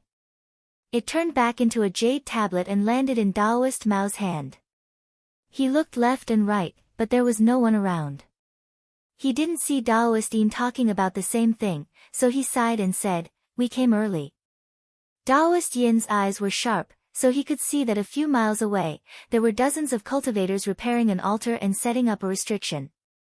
He didn't understand at first, but after thinking about it, he immediately understood their intention.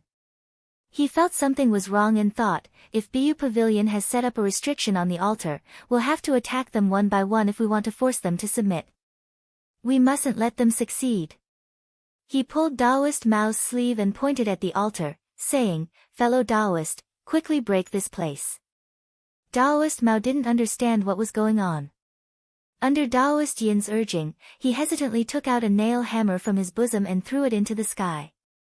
With a loud bang, the top of the altar was smashed into pieces, and dozens of cultivators were killed on the spot. He didn't expect his attack to be so powerful. Seeing that there were people dying, he couldn't help but look apologetic and couldn't bear to see it. The people in Bu Pavilion were shocked when they heard the commotion outside. LV Gong, Ding Silu, and the others all flew out and saw Daoist Mao retrieving his nail hammer. When the two saw that there were only two people in front of them, they looked at each other and rushed over together. Daoist Mao had never fought with anyone before, so he was shocked when he saw the two of them coming at him. In his nervousness, he threw a treasure that he'd obtained just now into the air. Once the treasure was in the air, the surroundings suddenly darkened as if the sunlight had been sucked away. LV Gong and Ding Silu were alarmed. They looked up and saw a pearl hanging in the air, blocking the sunlight. The pearl's light was soft and weak. As they didn't know what the treasure was used for, they wanted to go around it. However, the light suddenly grew and shone on the two of them. The two of them felt dizzy and sleepy. Then, they fell from the sky and rolled on the ground. In the floating heavenly palace, the clear sound of the bell rang and spread throughout the three halls. Zhang Yan knew that Qi Yuntian invited him and Huxian to discuss some matters. He sat still and blew out a breath of white air to form a clone. He then stepped on the cloud stairs and headed to the upper extreme palace. When he arrived at the door, Huxian was also there. They greeted each other and entered the hall together. Qi Yuntian was sitting on the cloud water jade platform. When he saw the two of them, he stood up and greeted, "Greetings, junior brothers." Zhang Yan and Huxian also greeted him. Qi Yuntian invited the two of them to sit down and said, "Junior brother Zhang, you wrote that Li Xiumi has already achieved Grotto Heaven. In the future, there will be 3 people guarding the Southern Sea. Do we need to rearrange the details?" Zhang Yan said, "Although there are some differences with the original plan, there are only a few differences. It's not a big deal. We can let the 3 spiritual masters handle it." Qi Yuntian nodded. Tao and me had fought against Yu Shao for a while, and they were already tied to Qitsong. Li Xiumi was able to achieve the Grotto Heaven with their help, so he could be at ease using these people. Huxian said, "A few days ago, I heard that Yu Xiao ordered a dozen small sects to go to the Southern Sea and build a restrictive spell altar there. Junior brother, do you think this is a problem?" Zhang Yan smiled and said, "I also heard about this. But the Southern Sea is vast. Unless they occupy the entire Southern Sea or send a heavenly abode to guard the gate, it will not be a problem for me." Ordering Tao, me, and Li Xiumi to go to the Southern Sea was to restrain Yu Xiao and make him worry about his backyard at all times. If Yu Xiao really sent a heavenly abode to guard the Southern Sea, then Qinsang School would have achieved half of its goal. But if not, a dozen small sects would be useless in front of the 3 heavenly abode masters. They could be wiped out with a wave of their hands. After the 3 of them discussed for a while, Qi Yuntian looked at the 2 of them and said slowly, "Spiritual Master Lu's cultivation is reaching completion recently. I want to transfer him to the upper extreme hall as a guardian elder. What do you two think?" Zhang Yan's brows raised slightly when he heard this, and it wasn't difficult for him to guess that LV Junyang had already arrived at the barrier and intended to take that final step, so he required a place that was filled with spirit energy for him to cultivate. But he had never been one of the top 10 disciples in the sect. If he wanted spiritual opportunity, he could only go to the upper extreme hall. However, Qi Yuntian could not make a decision on this matter alone. This was most likely the intention of the sect master. He said, "What happened in the past has been settled. If spiritual master Lu can go to the upper extreme hall to cultivate, it will be a blessing in disguise. I have no objections." Qi Yuntian turned his head and looked at Huxian, "Junior Hua, what do you think?" Huxian did not answer immediately. Instead, he pondered. He understood that after Lu Junyang returned to the sect, he did not show himself in front of others. It was because Yan Changsheng had slaughtered too many people in the sect.